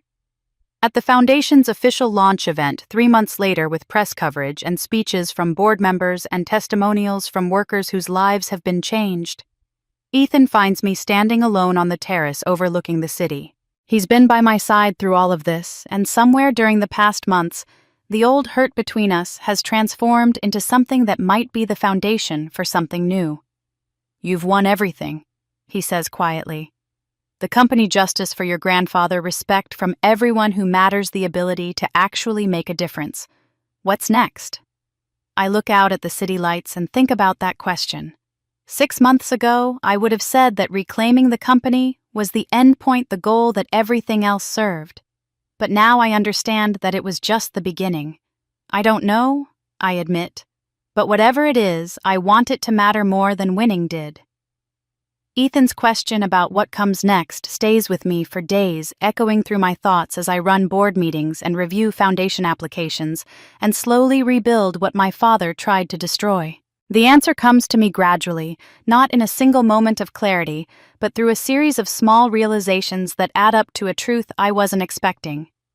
I call a board meeting 6 months after taking the CEO position permanently, and what I announce surprises everyone in the room, including Raymond, who's become my closest advisor and strongest supporter.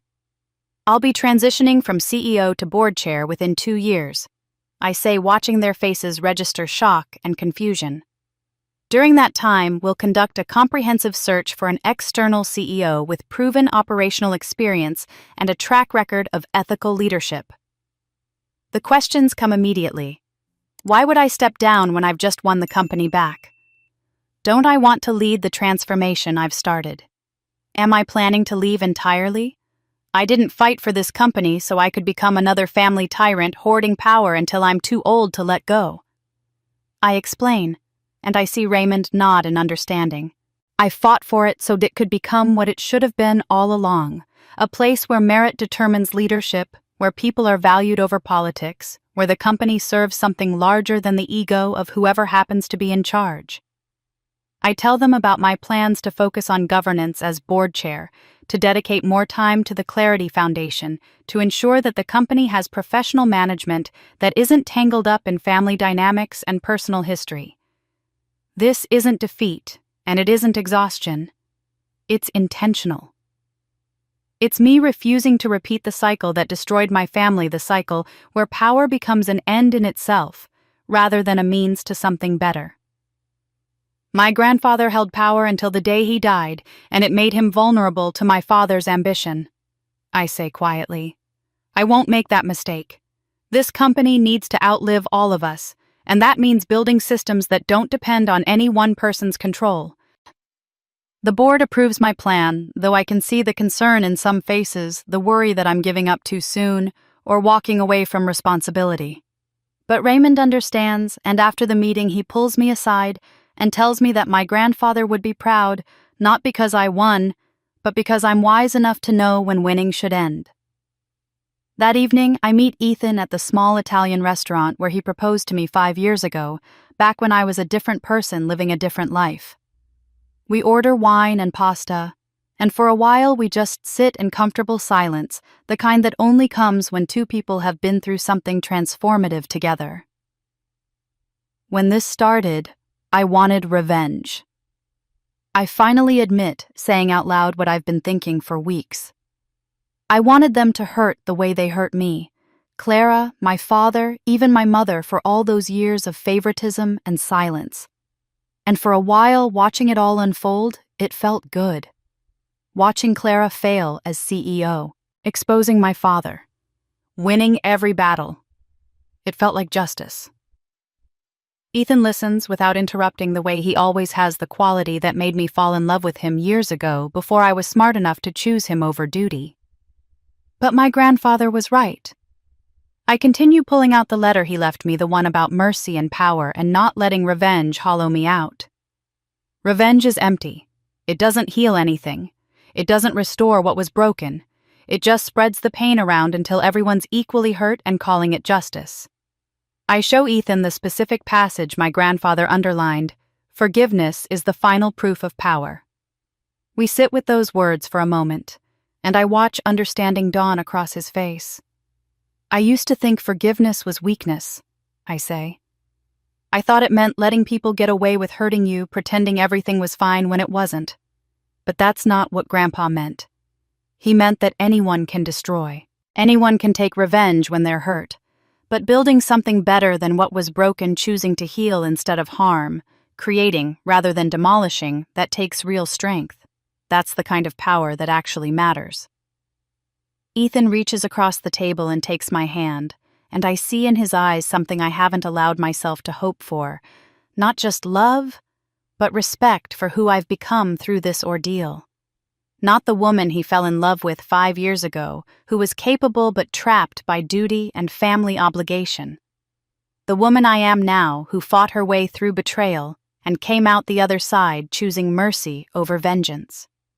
The next morning, a letter arrives at my office forwarded from Barrett and Associates. The postmark is smudged but appears to be from overseas, and there's no return address. Inside is a single piece of paper, yellowed slightly with age, covered in my grandfather's distinctive handwriting. The date at the top reads 2 weeks before his death. My hands shake as I read it. Melissa, if you're reading this, you've probably discovered what your father is. I'm sorry I couldn't protect you from that. I tried in my own way by setting up the trust and the bylaws and all the mechanisms I hoped would preserve what I built. But mechanisms aren't enough if the people using them don't have the right character. The handwriting gets shakier here, as if he was already feeling the effects of the poison, though he didn't know what was causing his decline. Remember something important. The measure of character isn't whether we're betrayed. Betrayal happens to everyone eventually. The measure of character is how we respond to that betrayal. Do we become as cruel as those who hurt us? Do we let their poison infect us until we're just as toxic? Or do we choose to be better than they were even when being better is harder? The final paragraph is underlined, twice emphasized so heavily the pen nearly tore through the paper. Win with honor, Melissa, or the victory isn't worth having. Win with mercy, or you'll lose yourself in the process. Win with the understanding that how you win matters more than whether you win. I built this company with too much ruthlessness and not enough compassion. Don't repeat my mistakes. Be better than I was. I read the letter 3 times, then carefully tape it to my office wall next to my degrees and awards and the photo of my grandfather from his company's founding. It becomes my touchstone, my reminder of why I fought and why I need to stop fighting now. Ethan comes to my office that afternoon and finds me staring at the letter. He reads it over my shoulder, then asks the question that's been hanging between us for months. So, was this your revenge? All of it? The company, the foundation, Clara's arrest, your father facing murder charges.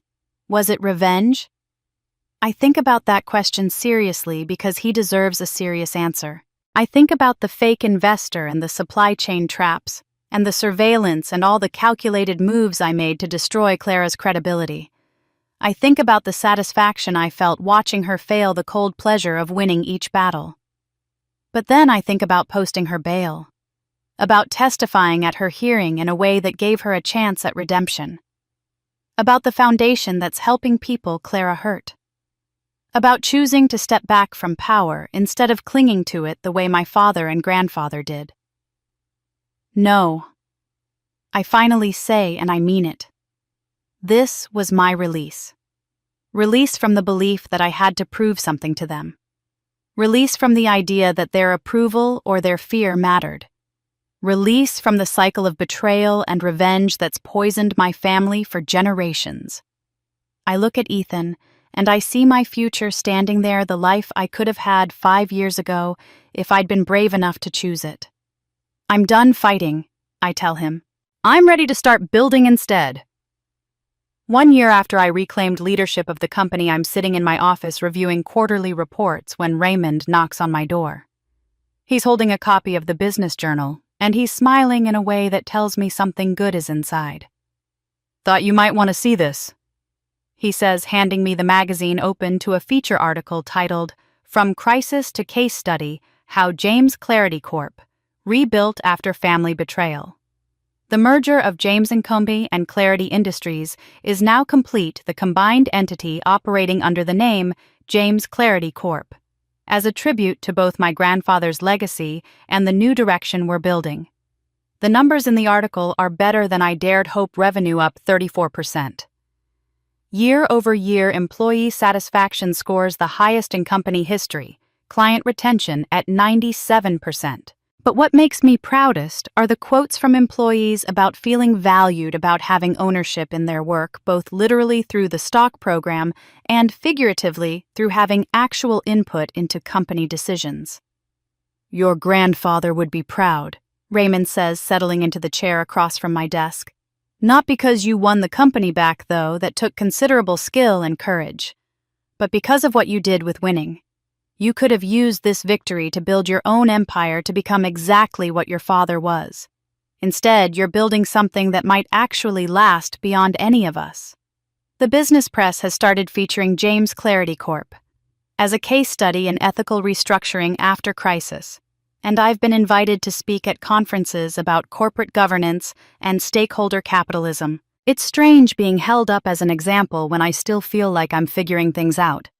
But Raymond assures me that uncertainty is a better foundation for leadership than the false certainty my father always projected.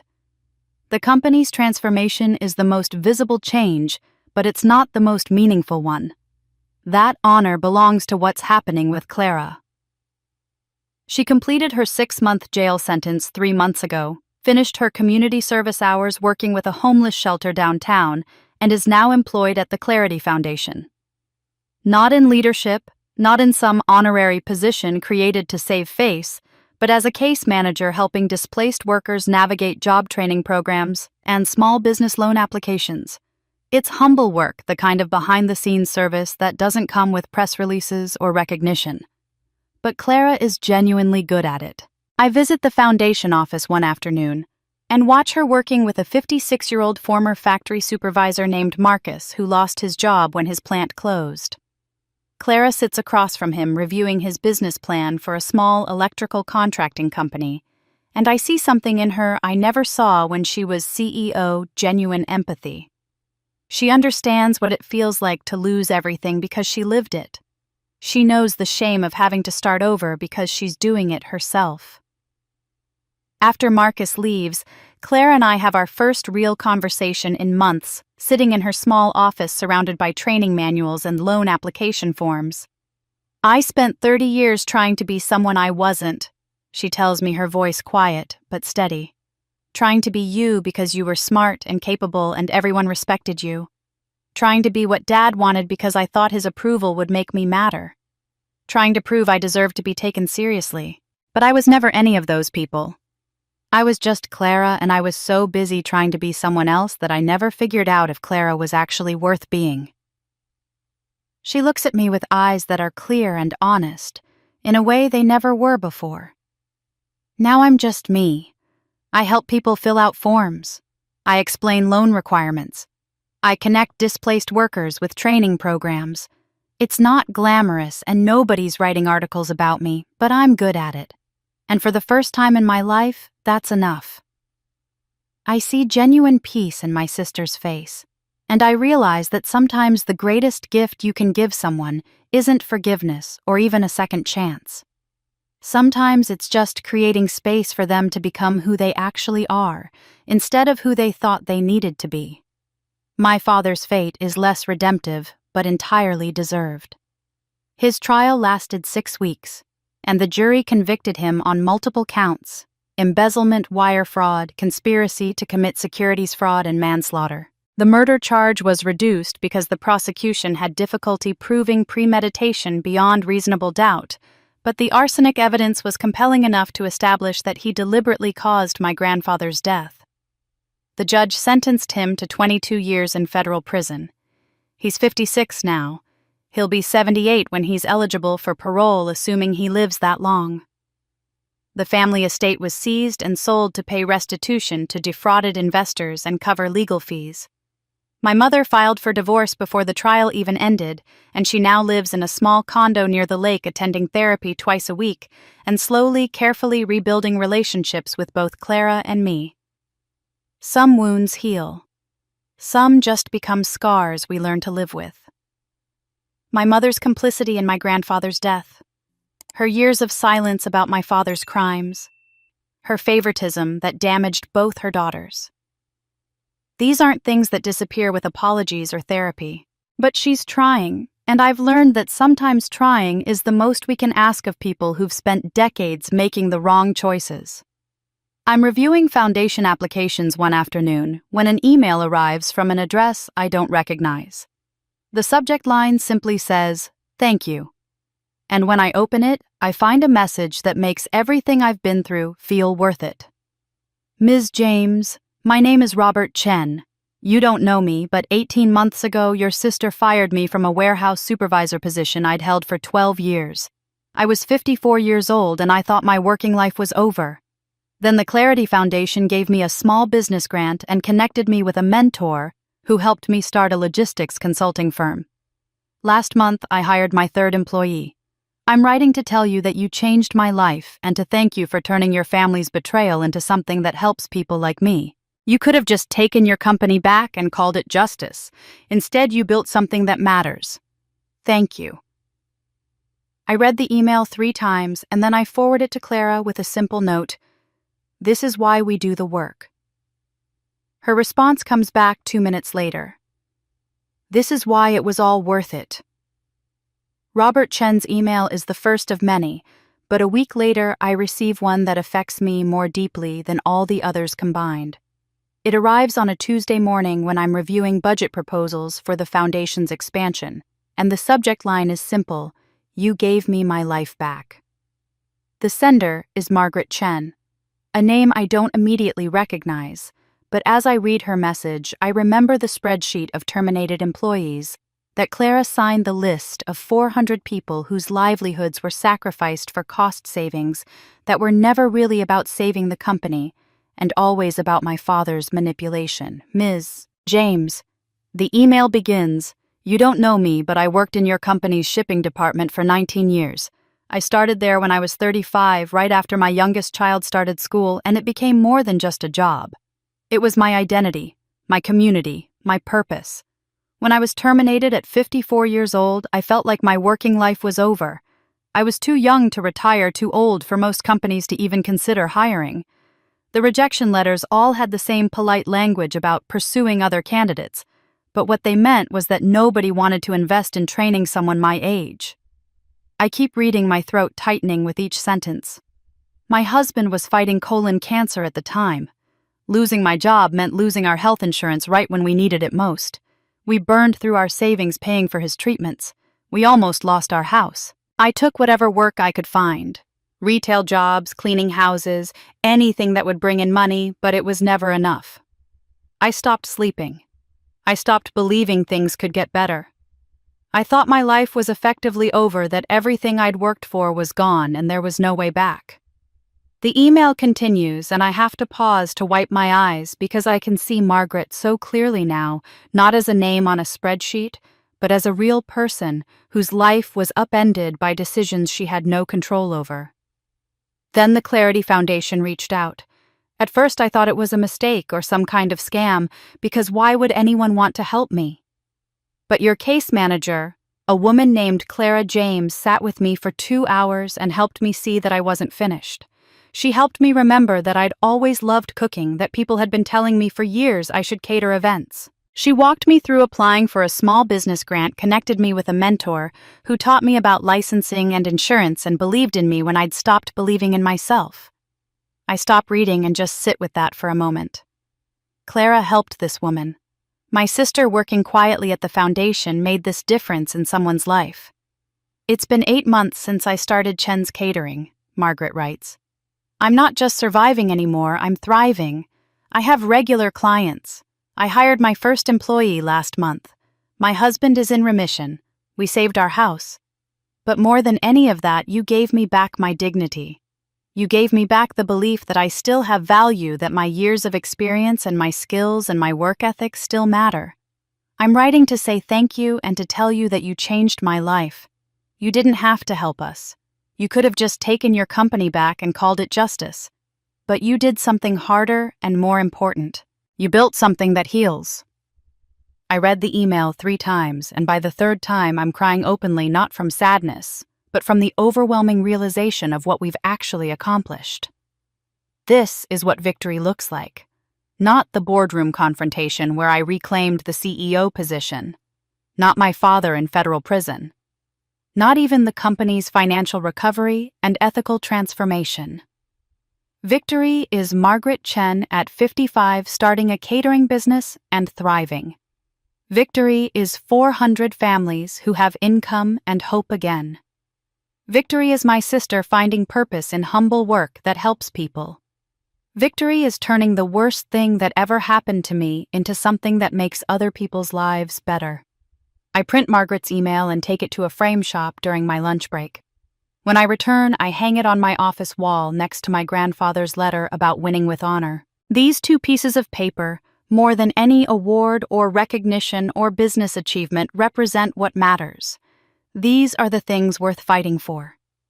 That evening, Ethan picks me up at 6 o'clock and drives us to Salvatore's, the small Italian restaurant we used to go to when we were young colleagues falling in love before duty and family obligation complicated everything. The owner, an elderly man named Sal, who still works the front of house every night, remembers us and gives us the corner table by the window, the one we always preferred. We order wine and the pasta dishes we used to share, and for a while we just enjoy the comfort of being together without crisis or strategy or planning defining every moment. Then Ethan sets down his fork and looks at me with an expression I can't quite read. 5 years ago, he says quietly, I asked you to marry me. We were sitting at this exact table and I had the whole speech prepared about building a life together, about choosing each other over everything else. And you said no. I feel my chest tighten with old regret. Ethan, let me finish, he says gently.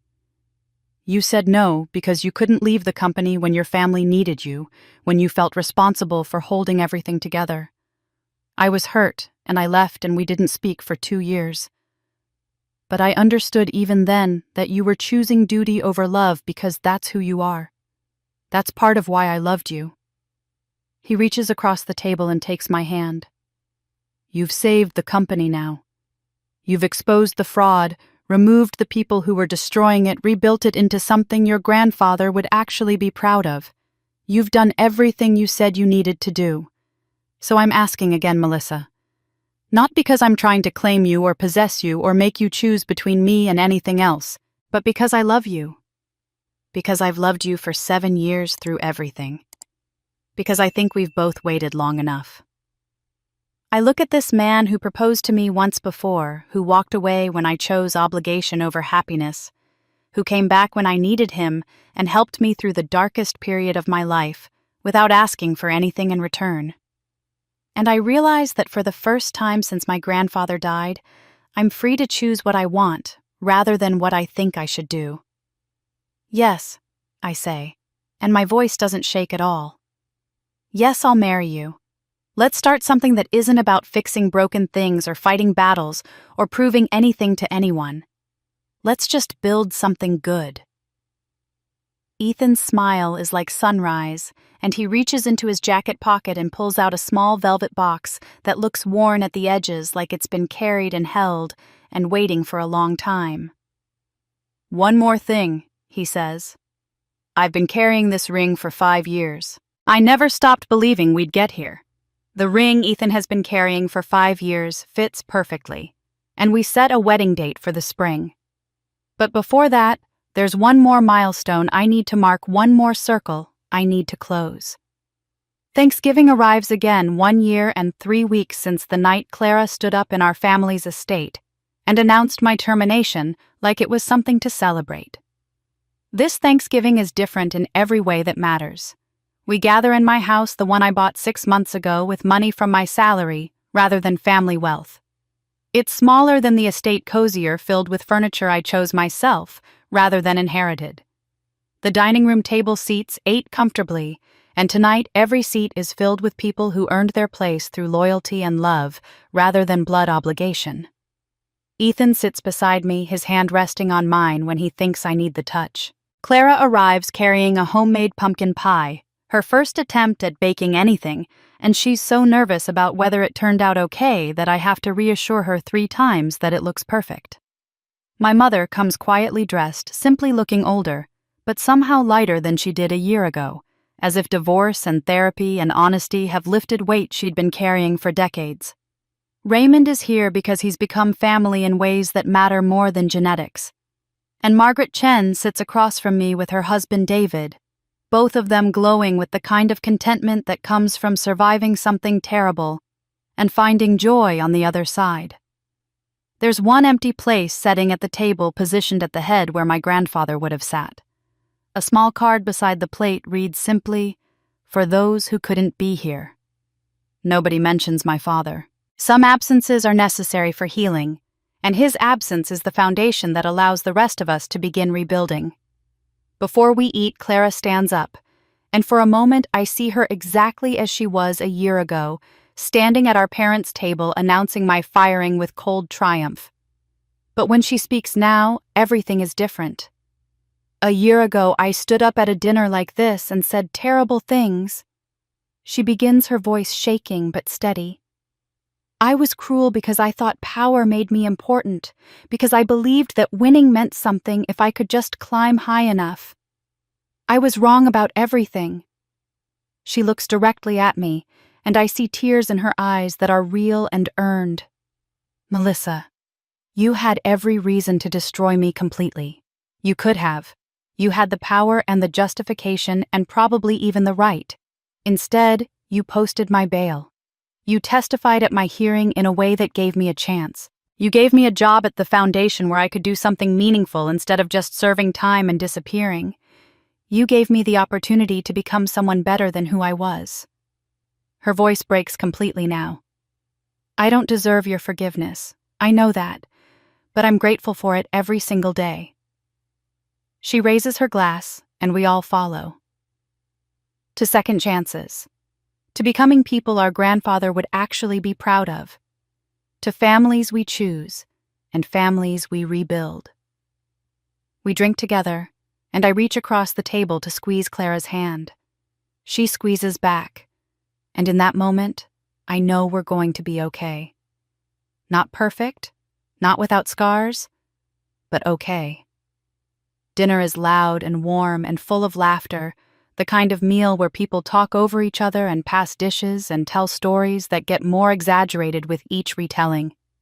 This is what Thanksgiving was supposed to be all along, before power and favoritism and my father's ambition poisoned everything. After dinner, I step out onto the back porch, needing a moment of quiet to process everything. The November air is cold and clear, and I can see stars scattered across the sky like diamonds on black velvet. Ethan finds me there a few minutes later and wraps a blanket around my shoulders, then stands beside me in comfortable silence.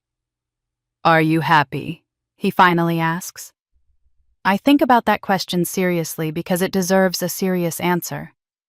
A year ago, I was fired, humiliated, betrayed by everyone I thought I could trust. Now I have the company back, transformed into something ethical and sustainable. I have the foundation helping hundreds of people rebuild their lives. I have my sister back not as a rival, but as someone I'm learning to love again. I have justice for my grandfather and accountability for my father's crimes. I have this man beside me who waited 5 years and never stopped believing we'd find our way back to each other. But more than any of those victories, more than any of those accomplishments, I have peace. The kind of peace that comes from knowing I fought with honor, that I won without becoming what I was fighting against, that I chose mercy when revenge would have been easier. Yes, I say, and I mean it completely. I'm happy. Not because I won, but because I stopped needing to win. Through the window, I can see the empty chair at the head of the table, my grandfather's place, and I whisper words meant only for him. Sometimes the sweetest victory is never needing to win. Ethan pulls me close, and we stand together watching the stars for another moment before returning inside. Through the glass, I see my chosen family laughing together, Clara helping Margaret clear plates, while Raymond tells some story that has my mother actually smiling, and I understand that this is what my grandfather wanted all along. Not perfection, not dominance, just people caring for each other with honesty and grace. I close the door behind us, and the warmth and laughter fold around me like an embrace, proof that some things broken can be rebuilt better than before. And that's the story of Melissa, a woman who transformed betrayal into an opportunity for rebirth. She didn't just reclaim her company, she built a genuine legacy where compassion and justice triumphed over revenge. From that humiliating Thanksgiving dinner to the day she stood surrounded by her new family, the family she chose, Melissa, proved that true victory isn't about defeating your enemies, but about no longer needing to win at all. If this story touched your heart, please subscribe to our channel so you don't miss more inspiring stories about resilience, forgiveness, and redemption. We want to hear from you. Do you think Melissa was right to forgive Clara? If you were in her position, how would you have handled the situation? Leave your comments below and share your thoughts with us. Every opinion you share helps us create more meaningful content. And if you enjoyed this story, hit that like button and share it with someone who needs to hear a message about choosing healing over revenge. Thank you for listening to this story all the way to the end. Your support means everything.